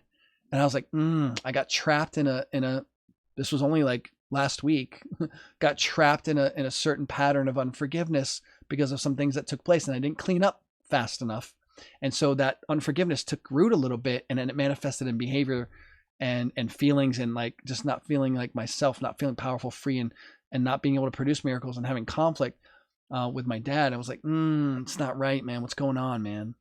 And I started looking for comfort in other things that, were not healthy for me, and like just kind of avoiding. And I was like, and it was a brief period of time, but I caught it quickly, and I saw that unforgiveness was at the root. And once I addressed the unforgiveness, it was like the lights came back on. It was like, oh my God, like I got clean. So sometimes like we get caught up in the manifestation of our behavior, but that's not it. So I needed to be willing to forgive because I was not being forgiven. I was holding on to some resentment. Some bad things happened that most people would not forgive and would tell me, why should you forgive that? But you can't listen to people, right? I have a different authority in my life that tells me everything must be forgiven. And I follow that wisdom, and that's been a blessing for me. And yeah, terrible things happened and were done and said, and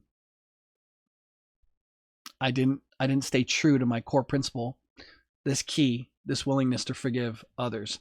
I held on to some of that. And the minute I held on to it, I fell in the hole. All right. But I dug out pretty quickly. Thank goodness. So you can too. Key number 5, in order to be a source for the miraculous or cause the miraculous, the willingness to give up defense and attack. That's not an easy one, but what we truly are essentially is invulnerable. We cannot be hurt. We're invincible. That's why I have the Invincible Coaching Academy, because there is this invincible life beingness that we can realize. And when we realize that, we're very liberated, and we can handle almost anything, right? Nothing can hurt us. and we become unmesswithable, or unfuckwithable is the word I love. When I hear that word, I'm like, yeah, it's a rough word, but some of you have to just forgive me for that. You practice your key number 4 right now. Forgive me for what I said. We must give up our misperceptions, basically, that we are vulnerable to attack and vulnerable as the effect of what other people do. This one really pisses people off, because there are people who are so sold on their victim story. And I understand. I've been there. I mean, it's so hard to see, like, dude, my stepdad beat my mom so badly. And like, what do you mean I got to forgive? And what do you mean? Like, how could you tell me that? And like, take responsibility for what? I didn't do anything. I know I bitched and I moaned and I resisted that. But until I forgave and I released that, like, I couldn't, until I stopped wanting to defend myself or attack the person who hurt me. I had no freedom. And once I did give that up, and that was only possible when I healed the core wound. All right. So that's really important. We'll talk about that in a little bit too. Once the core wound was healed, once I dealt with the pain I was feeling, forgiveness was very natural. And it was easy also to give up defending and attacking. Yeah. So it's a good practice. A defense that is not attack is the best defense. And it's not easy to live that out. Attacking just reveals our misperception of ourselves as vulnerable, right? We can't attack unless we first determine that we are vulnerable, or we have decided that we're not invincible. So this is a hard one for a lot of people to recognize, but with right coaching and processing, you can see it and break free. It's not difficult to access this and be delivered, but it's a prevalent problem in the world for people to think that they're victimizable and that we can be the effect. And it's, listen, even with all the experience I've had, I have caught myself falling under the temptation. And lead me not into temptation, deliver me from evil. Does not mean deliver me from external things. The evil, the temptation is to fall short in your self-perception. To see yourself as victimizable is to decide incorrectly about who and what you really are. It's taking on a false identity. I know this can be hard for some people, but if you just look into what I'm sharing, investigate it for yourself a little bit more. Don't just throw it away. Some people are going to have a hard time with this one, but you really are invincible at your core. That may not be your living experience right now, and your thoughts, your feelings, your emotions, your history. That's okay. All right. And that's to be honored, not to be just, disregarded. And I'm not invalidating the pain that any of us have been through when I say this. Like, there's no invalidation of the pain. The pain is very real. And the pain needs to be welcomed, honored, and loved, and brought to completion. Abso-freaking-lutely. And when it is, you're going to realize that you really were invulnerable to begin with. You're going to recognize the truth at your core is this invincible, immortal essence. It's powerful. And that gives you conviction and certainty. And that becomes a reason for you to cause the miraculous. When you feel invincible, you're not afraid of people. When you're not living in fear, you're able to love. Because fear and love, they don't go together. And there is no fear in love. And perfect love will drive out all fear. So it's important to have love. And we're talking about this in a little bit. Key 6, actually. The willingness to lead with and extend love and be a vessel for the miraculous is key number 6. You got to be willing to lead with and extend love and be a vessel for the miraculous. And the only way we can do that in key number 6 is that we got to receive love. We got to let love in. We got to let love into the depth of our soul, and particularly into the shadows, the places that we don't actually want to look. That's what a shadow is. It's where light is not present. Light is awareness. And so true shadow work to me doesn't have to be difficult or painful, and it can be in some of the ways people do it, and I don't recommend it. But good shadow work is about lovingly, compassionately looking into the dark places, and that lovingly, compassionately part is a key to that. And that allows us to bring love to places in ourselves that have felt very unloved and have been feeling very hurt and wounded. And that willingness to lead with and extend love to others is only possible when we first are willing to be led by love and receive love, okay, from someone who is a vessel for the miraculous.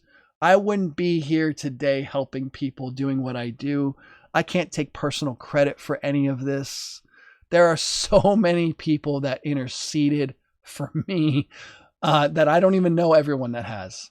And there are people that I know, there are people that stood for me, there's people that prayed for me, there are people that just loved on me and nurtured me and mentored me and gave to me richly and abundantly. And because of those beautiful souls, which are an extension of my true self, but they made this Vince personality someone who cares about people and can really love on people today. And they showed me what was possible.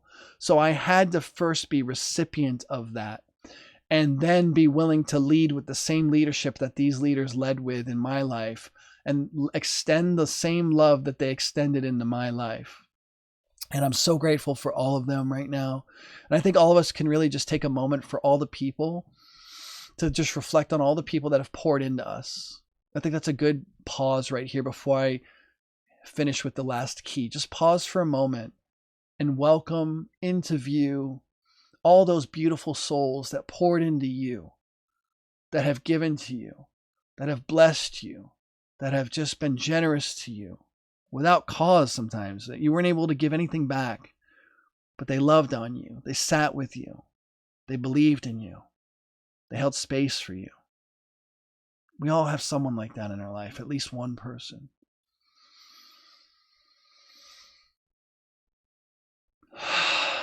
Feels really good, doesn't it? Wow. My heart's like, woo, right now. Thank you. That was just a beautiful guidance that I started to receive in the moment. Just this gratitude for all those people that led with love and extended love to me. And so this willingness to lead with and extend with love, key number 6, allows me to produce miracles in people's lives, or witness those miracles happening. All right, key number 7.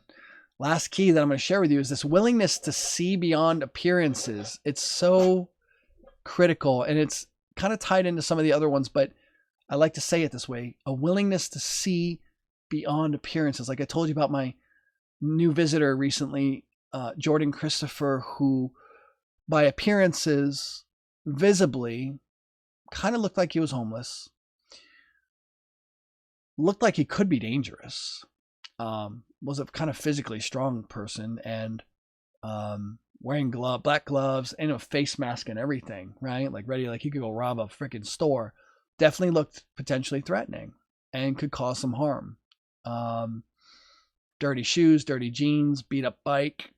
And the area where I live, it's a nice place where I live, but surrounding it, there's a lot of things that go on. There's a huge meth problem in the area that I live in. And I already knew that. I've already seen tons of drug deals going down in the surrounding, within the city. And I read some of the news occasionally too, just confirm like what I've been seeing. Like, of course, there's, big meth bust just actually went down at the freaking border. So there's this fear that can come up in us, but this willingness to see beyond appearances, there's a lot of letting go that comes with that. There's a lot of giving up of my point of view. And that can be really hard, especially with family members, people that are close to us. I know that with my dad, that's one of the hardest places. It's like, oof, because there's so much history, there's so much pain, there's so much conflict and resistance and judgment that I've had to come face to face with, that was there for years and years, lots of it piling up, and just giving that up and choosing to see beyond appearances. It's like not easy.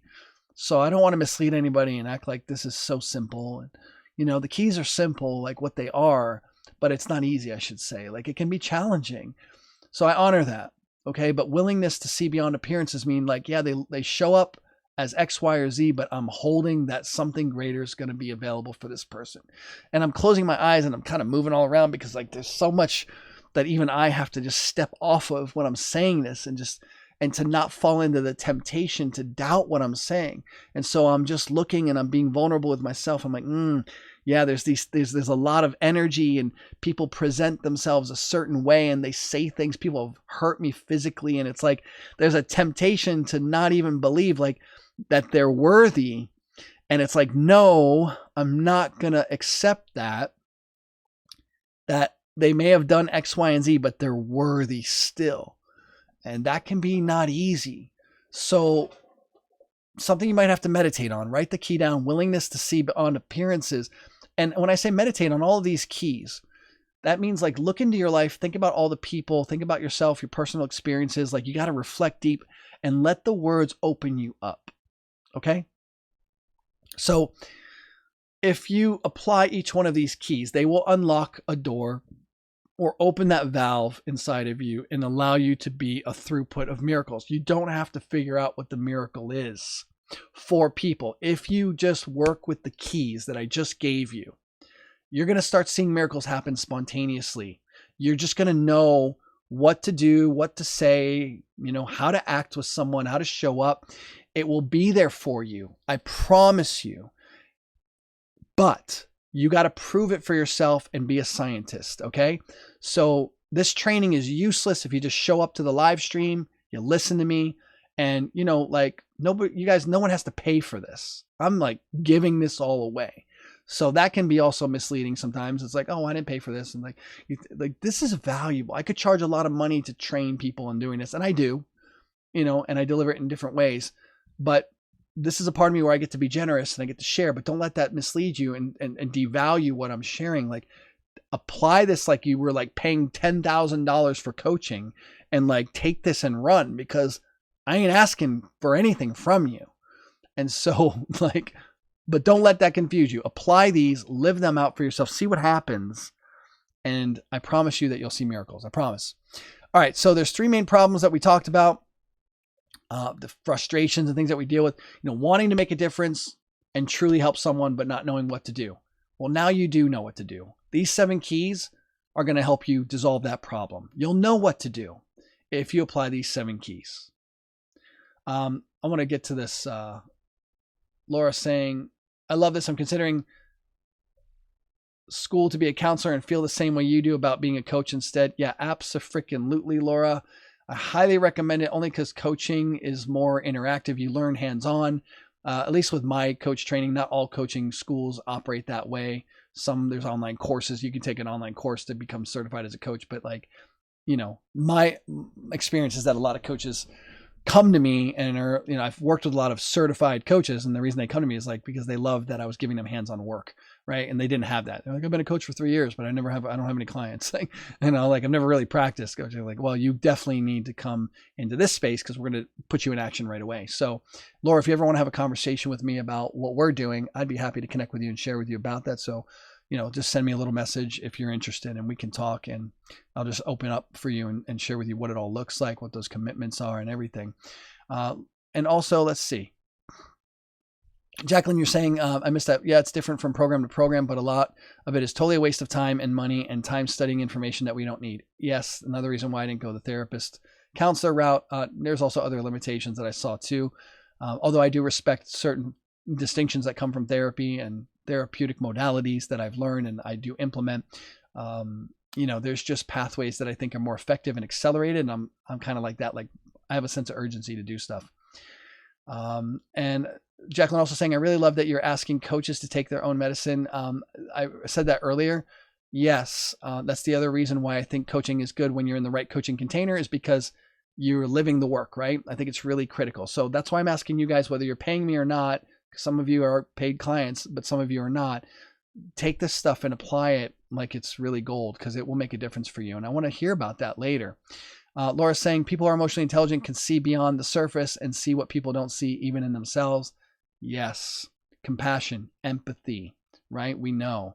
Doesn't mean that we just step over the stuff that's happening like it's no big deal or it's not a problem. But we handle that with compassion, and we handle it with a knowingness that they're greater than their manifestation.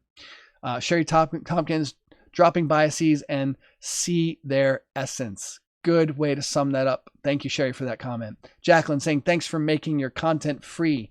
Keys. There are 7 keys tonight. I only see 3 keys. I want 4 more keys. Drop 7 keys in the comments if the 7 keys make sense to you, if they are a blessing to you. I love that. That's a good, if you know how to find that emoji. Just type in a key when you're searching for your emojis. All right. So there's other problems that I want to complete. Doubting your ability and capability. That's going to dissolve if you apply the 7 keys. You won't doubt anymore, because the doubt of one's ability and capability is a result of all those keys not being applied, right? Being in unforgiveness, not receiving forgiveness for yourself, not being willing to extend love or lead with love and all those things. Like there's a lot of blocks that get in the way. So the last problem, making effort to help people that fail, being too logical, analytical, reasonable, pushing people around, or, being well-intended, just lacking wisdom. You got to give up what you think is right. Because that's not it, right? Just surrender to being and what is actually needed in the moment. You got to lose yourself as you know yourself. And that can be frightening. But what's cool is what you really are can never be lost. So if you give up whatever you think you are, what's going to be revealed is what you really are. Because what you really are isn't bound by thinking. Like you're not your thoughts. You're not your concepts about yourself. The essence of you is greater than every thought that you have about yourself. That might seem weird because a lot of us live in our heads. So yeah, be mindful of that. So, if any of you also want me to reach out to you because you want to learn more about coaching with me, then just drop a coaching in the comments and I will see that, or send me a message and just say, hey, I'm interested in the coaching. I'd like to learn more. I'd like to have a conversation with you. We could talk. And that's always available. No pressure from me. It's just always keeping the doors open for people who are really ready to go this path and like the way that I'm approaching it. And, I know I'm not for everybody, but there are people that I am for, and they know they're for me. And like, we vibe well and we create well. So one big last thing I want to say is that my coach training is not just a coaching, skill building and practicing, which is very important, makes you extremely effective as a coach, very effective as a coach. But it also includes an entire done for you business system, virtual assistants for lead generation, and everything that you need to have a successfully operational coaching business. And we're doing that within 6 months, and we're doing it for you. We've got a tech coach that builds out your funnels, your booking calendars, puts your email marketing together. There's a whole snapshot we give you of our system that we use, a CRM for managing people, tracking people that are moving through your coaching progress, the digital signature stuff, all of it's done for you and set up. All right. You don't have to figure it all out from scratch. And how do I manage a coaching business? Where do I get leads from? We teach you all of that. We give you someone to go out and help find leads for you. Like I wanted to put together this complete package because God, 90% of coaches are not making money because they study, they got the skills, they have the heart, they have the care. They might even be really good at helping people, but they have no idea how to run a coaching business and consistently earn money. They don't have a clear offer. They don't know who they're serving. They don't know how to even develop any of that stuff. They don't know how to get started. There's so many people saying, do this, do that, do whatever. And like, they just go from one thing to the next thing and it just doesn't work. And I know because I talk to people all the time who've been doing this for years. And that's like a lot of expense to me. If you're spending like 2-3 years running in circles and you not got off the ground as a coach, but that's been your dream and your vision. Like I promise you that if you come forth into this game that we're playing and how we do what we do, that within a few months time, you're going to be earning money. And by the end of 6 months, you're going to have a ready to go operational freaking coaching business and everything that you need. So that's something I think I just need to share here. Or if you know somebody that really wants to explore that for themselves, you don't have to do this alone. I've got 11 and a half years of professional coaching experience. I've learned a lot of what doesn't work. I've learned a lot of what does. We customize our work for each client. So just think about that. This isn't a sales pitch. Really, it's just me being me, right? I mean, this is who I am. It's what I do. And whether you ever work with me or not, I love you anyway. It's still freaking good. So thanks for being here. Laura, thank you. I'm going to open up your profile. I'll send you a message afterwards to connect. I'd love to connect with you on a call because you've been so awesome coming up to all of these live streams, and you're just such a champion in the comments. Thank all of you for giving so much to me and to each other. It really blesses me. It's the very least I could ask for back from you is just commenting, sharing, letting me know what you're seeing, what you're experiencing. That makes me feel like what I'm doing matters. And like, I need to feel that. I'm not going to lie. I need to know that you care to have this. Like if you do, I'll keep doing it. Right. So, Anne, just sent you a comment that I want to share on it. In a vulnerable place right now. My husband is acting out a separation and I'm not caving this time. I've been involved in a dysfunctional connection, trauma bond, which started to feel actually dangerous. And when he threatens to leave, I feel so devastated. Yeah. Yeah, there's a lot there. There's a lot there. And Oh man, I really wish I could get all into this, but here's what I'm going to say that can help in a short while. First thing is to really get connected to the power that you are, so that him threatening to leave, there's obviously like an anxious attachment bond there. And that's like deep-seated, unconscious stuff usually, pre-knowing your husband probably, right? Something that probably developed even as early as, infancy. And what really, I think your action, what I would start looking for is, how can you feel powerful inside of this situation? And some of the answers to that might look like, can I just love how I feel right now? That might seem like a paradox. Like, I feel awful. I feel devastated. It's like, yeah, okay. And can you love the devastation? Can you love your fear? Can you be compassionate and kind to what you're personally experiencing, which is not really comfortable at all? And I really, really get that. Can you be generous to you right now more than anything? And can you just let go of the attachment as best you can, or at least honor and welcome the part of you that's holding on so tight?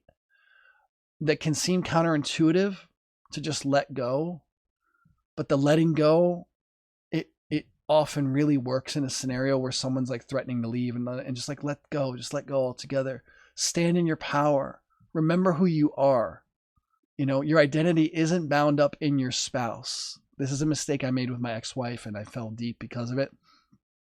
Your identity is secure. And I know that's easy for me to say, and maybe not so easy for you to just realize. I understand that. I'm not going to pretend that it is. And I'm going to say it because you can get this. You can realize this. You can feel this in your soul. And you can experience some freedom if you remember that you are love embodied. You're love embodied. And whatever security you have bound up in your mind in relationship to him, knowing that there's another level of security inside of you still that's always there, and exploring what that might be like, what that might feel like. And you just got to be open to this and give up trying to change, fix, or control your husband. As hard as that may be, just let go of the effort to control him. Let go of the effort to change him. Let go of the effort to make him anything other than what he is. Let him be where he is. Let him have grace in his place of perception right now. This is not easy, but it's possible.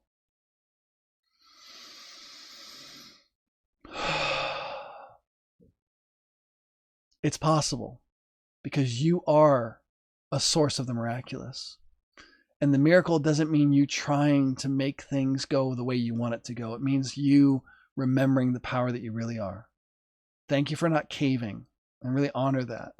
And I'm glad that you know this. And I just want to agree with you. That's why I'm speaking to this, because I'm agreeing with your spirit, with the potency of you, just so that you have someone else saying, yeah, and you are powerful and you are full and able and capable, and you're not defined by your relationship, no matter how long it's been, and no matter what has happened. You're not at a loss because the power center of you is still there. And I want to speak to that so that you don't lose sight of it, because it's there. And if you're already seeing it to some degree, that's awesome. Let's amplify that. Let's believe in that even more and feel into that even more.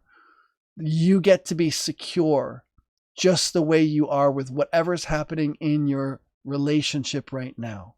You get to be secure, and you can relax into that security as best as you can. And if there's something in you that's not relaxed, welcome that. Honor that. Embrace how you feel. Embrace the fear, the worry, the uncertainty, the insecurity, how that feels in the body, and just feel deep into yourself and let that all be touched with your own hands, with your own compassion, and honor all of that. That's what there is to be and to give to self right now. And if if I was working with you, this is exactly how I would be guiding you, and I would be supporting you and really nurturing that self-sustaining sense of security within yourself. And there may be things to let go of. There may be things to welcome and honor.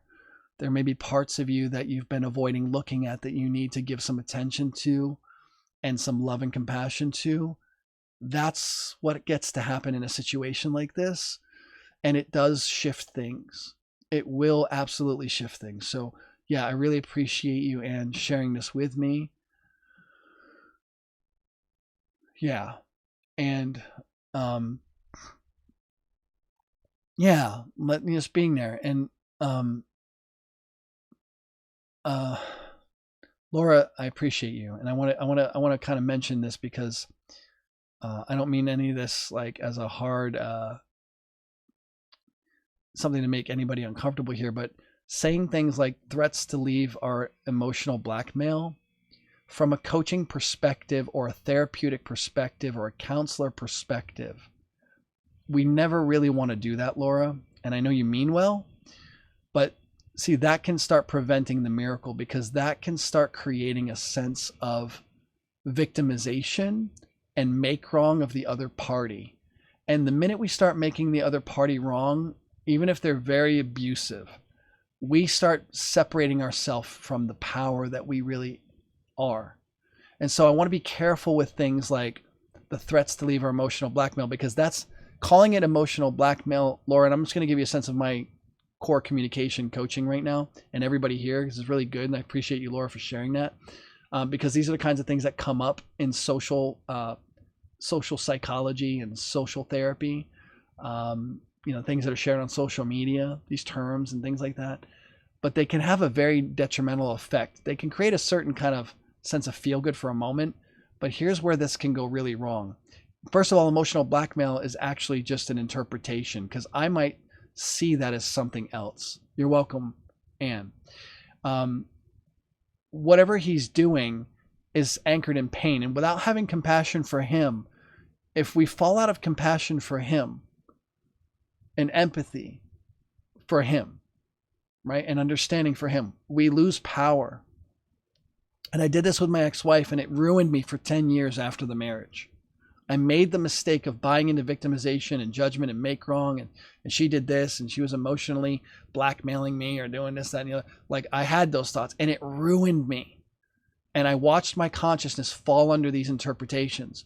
And the truth is, she was wounded, and she was scared, and she didn't know what she was doing. And now I'm at the truth of it. I have peace with the relationship. So we got to be careful. And this is like coach training for everybody here. And I constantly have shared this in my trauma-informed coaching course that I'm leading with my coaches right now. We cannot take sides and start labeling and making wrong people, as much as that might seem like the right thing. Oh, like, he abused you and that's wrong. And like, I know a girl who suffered more trauma because of going to a therapist, and the therapist was so insistent that what happened to her should never have happened, and it was a problem, that she became so ashamed, not because of what happened to her. She became ashamed because of all the meaning that her therapist was projecting onto what happened. She had some discomfort around it. She was emotionally a little conflicted, but she wasn't devastated, and she wasn't really broken by it. But when the therapist started asserting all kinds of interpretations about her experience and judgments and make wrongs, the girl fell into a psychological hole, and she was struggling. And when she came to me and shared that with me, I had to work with her to undo this kind of stuff that was done by the therapist to her. And so we got to be very careful not to assert labels and judgments as a coach, especially when coaching relationships. So this is really valuable, and I'm not trying to make you wrong, Laura, for saying I hope you can respect, my word here, because I care about you and I care about everybody. It's a good thing that you share that here, because it's natural for all of us to go into that. Even I have the temptation to think those things and want to say those things. It's like, I got to watch out for that, because like the client I mentioned earlier, whose husband, they were like separated 4 years. And her story was like, he was narcissist and he's abusive and he's doing this and he's saying this and he's writing these things in the emails. I could have gone into a bunch of but if I would have done that, I would not have produced a miracle in that relationship, because I stood for him and got to go deeper. Because remember, when you learn trauma-informed coaching, you understand that even crazy, painful, destructive behavior is an adaptation. It's a survival mechanism that a person is implementing, as terrible as it may be. the only way to help that person out of that is not by judging the symptoms and the behaviors. The only way to help a person out of that is to understand that there's something deeper. And miracles don't happen unless we get to the root cause of what's happening. So this is so good that this came forth. And Laura, if you're still with us, are you okay with me sharing that? Totally understand what you're saying. Agree with you. Thank you for saying this. It's hard when you've been through some of the trauma not to see this in others' experience. More work on me. I need to process. Beautifully said. And so thank you for that honesty and openness. The victim story is a trap, Anna's saying. Anna's saying absolutely is. And I fell into it too. And so now I'm just treating you as a coach, Laura, because you're passionate about coaching, and I'm going to stand for your leadership. And so being correctable, it's the first part of being able to produce miracles, wasn't it? The first key that I gave you is being correctable. Like, these are the kinds of corrections that even I need to go through on a daily basis. All right. Like, I'm not some kind of like somebody standing up on a freaking high horse, delegating freaking the right. I have to submit myself to correctability continuously daily, because my mind can go in these spaces, but I've been training and disciplining myself and had a lot of good coaching and mentorship, and I'm learning how to get off of it better and faster than ever. And I'm teaching it because I've been living it enough, but I want to amplify it even in me, because it's so tempting to fall into those labels. And I still make those mistakes. The unforgiveness I fell in the other day that I mentioned was because I fell into that trap. So we help each other, Laura. So thank you. We support each other, and we call each other up, from these places. But, the painful experiences of our past, as a therapist, as a coach, as a counselor, as a service provider, we have to be very careful not to fall in that. I went to counseling with my ex-girlfriend, and the counselor heard my girlfriend's side of the story. I never got to say a word, and the counselor already got biased against me. And the way she was speaking to me and looking at me with like disdain, as if, and I'm not saying I was innocent, but there's always two sides to every story. And all she did was shame me. And I was smart enough and wise enough to know what was going on. And I exited the counseling scenario. I realized she wasn't professional enough. She wasn't mature enough as a counselor to actually support a relationship. So stepped out of it. And I've had a lot of people come to me that have had counselors, therapists, and stuff, and coaching even, where people start doing this and they start polarizing the relationships. And it's like, man, if you want to see miracles happen between people, you have to like never take sides. And you can do this in a way that's not invalidating either side of the conflict. This is so good. It's the healing balm, radical forgiveness. It is. And so if I'm working with a client, I have to honor their pain, and I have to honor, Laura, you're admitting here that you've been through some of this stuff in your own experience. And so it's hard not to project. We call that projection, right? You're just kind of overlaying your own interpretation based on your own past experience. And that's what we got to watch out for as leaders and coaches. And we got to submit to continuous correctability, because our faulty perception prevents the miraculous and makes us not be great leaders or great coaches. And so, we get to keep opening our mind up and realize, like, I can't get biased, but I also don't want to invalidate the person. Like, I got to deal with their pain and honor their pain and help them welcome that pain, and like validate this discomfort they've been going through. Like I did with Anne, like Anne's feelings and what she's dealing with. It's very hard, very uncomfortable, but I'm also moving her into responsibility a little bit with my word without even having her in front of me. Like, it's just through comments. And, that's a little bit of a tighter situation. I don't have all the presence, and we don't have the same degree of rapport that I would if someone's like present with me on a Zoom call or in person. And so I got to be very careful, but Anne's important to me. That's for sure. I want her to know that she matters. And Anne, you do. You really do matter. Like, it's just, I got to see you that way. It feels good to see that you matter, right? And it feels good to know that your situation is not something that you're carrying alone right now, because you just opened up to all of us here so vulnerably. And that takes a tremendous amount of courage. It's like, wow. And you're also opening yourself up to correction, right? To have a different perspective of the situation so that you can have power. And you're gonna have that. You're already having it. I could see by your commenting, and more of that's gonna come into you because you're being open and vulnerable, and you're being willing to receive love. And I'm committed to extending love in your direction and for your relationship. And all of us here get to be that for Anne right now. If you guys would join me, because there's power when we're in agreement that Anne's situation gets to be transformed for the better for both her husband and her. We don't have to commit to any particular outcome. We just know that love is going to work inside of Anne, and love is going to work inside of her husband. And we're going to just stand together and just know that there's new results coming about that are good for both parties.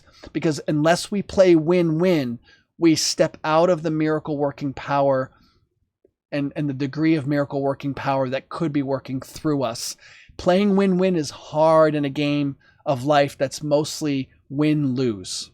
So we love to make one person a victim of the other person of a relationship, and that's common. What's uncommon is creating a win-win even when there's an abuser in a relationship. All right? It's hard. And we have to be very careful and delicate how we handle that, no doubt. And I love you guys. Thank you again, Anne.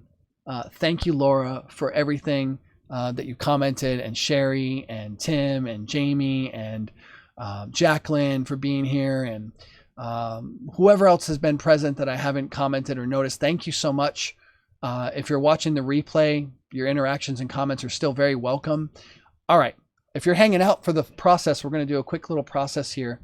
And we're going to wrap up. I forgot that. I promised that. I can't break my word with you. So if you can hang out for another few minutes, this is really good. And because you opened up, I can take this, Anne, and everyone, what you guys shared, and I can process in a way that supports all of you. You're very welcome, Anne. Thank you for the opportunity that you gave all of us here to actually be part of your life and your world. And that's not a burden. That's a blessing. Sometimes we feel like sharing our burdens, that we're carrying with other people is going to burden them. And it's like, no, it's a burden for you. But when you share it with other people, it diffuses the weight of that burden, and suddenly the burden becomes lighter. So bless you for that. All right, everybody just who's present, or if you're in the replay, go ahead and close your eyes if you can, not driving, stuff like that. Relax your body.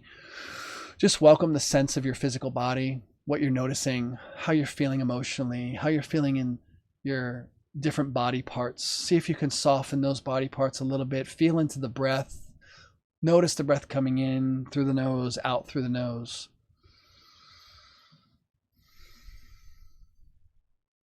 Sitting nice and straight, softening the shoulders, the neck, the face, the head.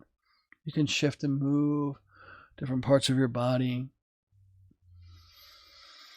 Just relaxing a little bit deeper. Relaxation is really good for de-stressing. Allows life to flow more freely. We relinquish the constrictingness of our body, and then life can pulse more powerfully. There's a greater throughput. Let's start to breathe consciously and intentionally through the nose. Nice deep breath in. Mouth out quickly. Good. Nose in. Mouth out quickly. Nose in, really big breath in. Mouth out quickly. Good. Really big breath through the nose in, and we're going to hold this one at the top. Relax the body. Hold the breath gently, but definitely.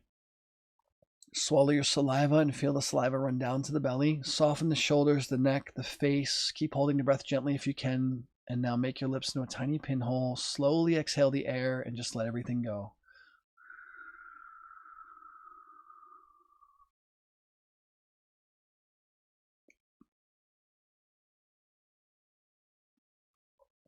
And just notice whatever you're noticing. Notice how you feel in your body. There's probably more spaciousness, more relaxation, a little bit more calm. Beautiful. Let's just welcome the miraculous. And all that means is just be open to miracles happening in you and through you, whatever that means to you and however that feels. It's more like relaxing the body, and like, what does it feel like if your body's getting filled up with power? What does it feel like if miraculous working power is starting to expand and magnify within your heart, within your mind, within your body? Can you allow everything that we learned this evening together to take deeper root, to work in you, to work through you, to open you up even more than ever to all the life potential, whatever that means for you? How does that feel in your body? Can you allow yourself to be more available for the miraculous to work through you? Can you let your heart let go of unforgiveness? Can you let go of fear?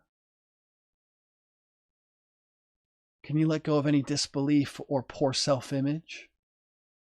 Can you get off of all of that? Can you see yourself as best you can as a dynamic presence of life that will flow freely and generously to all the right people? And if you're a coach or a therapist or counselor, service provider of any kind, can you see yourself attracting all the right people? Welcome them into your space. There are people that you are specifically equipped for, that you are designed to be the channel through which the miraculous will occur. Can you just envision and feel that as best you can? Can you relax into that? Can you let it happen in your life? That's good. That feels really, really good, doesn't it? Wow. Just feeling such a goodness in my body. Let that goodness soak in. Let's take a nice deep breath. Let's power up this intention together to be a source of the miracle. Through the nose in, mouth out, nose in, mouth out, nose in, mouth out. 2 more times. Nose in, mouth out, nose in, mouth out. Now we're going to take the biggest breath yet in and hold that breath all the way in at the top. Ooh, hold that breath in. Relax the body. Soften, but keep that breath hold. Swallow your saliva. Feel it run down to the belly. Like that saliva is like a little seed of miracles. A little miracle seed planted in the belly, right at the core of your being. Keep holding your breath if you can. Relax a little more. Lips into a pinhole. Slowly exhale. And let everything we just let in keep coming in. Miracle working power, love, transformation, goodness, aliveness, freedom. Let your body relax and open to all of that. And notice how that feels. And just take a moment in the silence with it. With whatever's arising.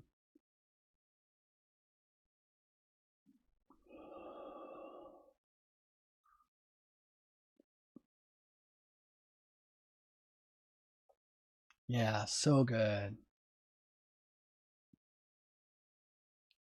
So good. Wonderful. All right. Thank you for your participation this evening and in the process. And I'm just delighted you can be here. Thanks, Laura, for the acknowledgement and the thanks for all that's being taught here. It's my joy and my pleasure. I love you all. Appreciate you all. Feel free to continue to comment anything that's coming up for you, anything that happened in your experience. And if you are watching the replay, still would love to hear from you. So drop the comment. Other people will see it too. Keep this conversation alive. That's how we grow. Share transformation, share miracles, and that's how they grow. The more you share them, the more you sow them out into the world and people's lives, the more they multiply around you. I love you and I bless you, and I'll see you in the next training. Don't know what next week's going to be yet, but I promise you it'll be great. I'll see you soon.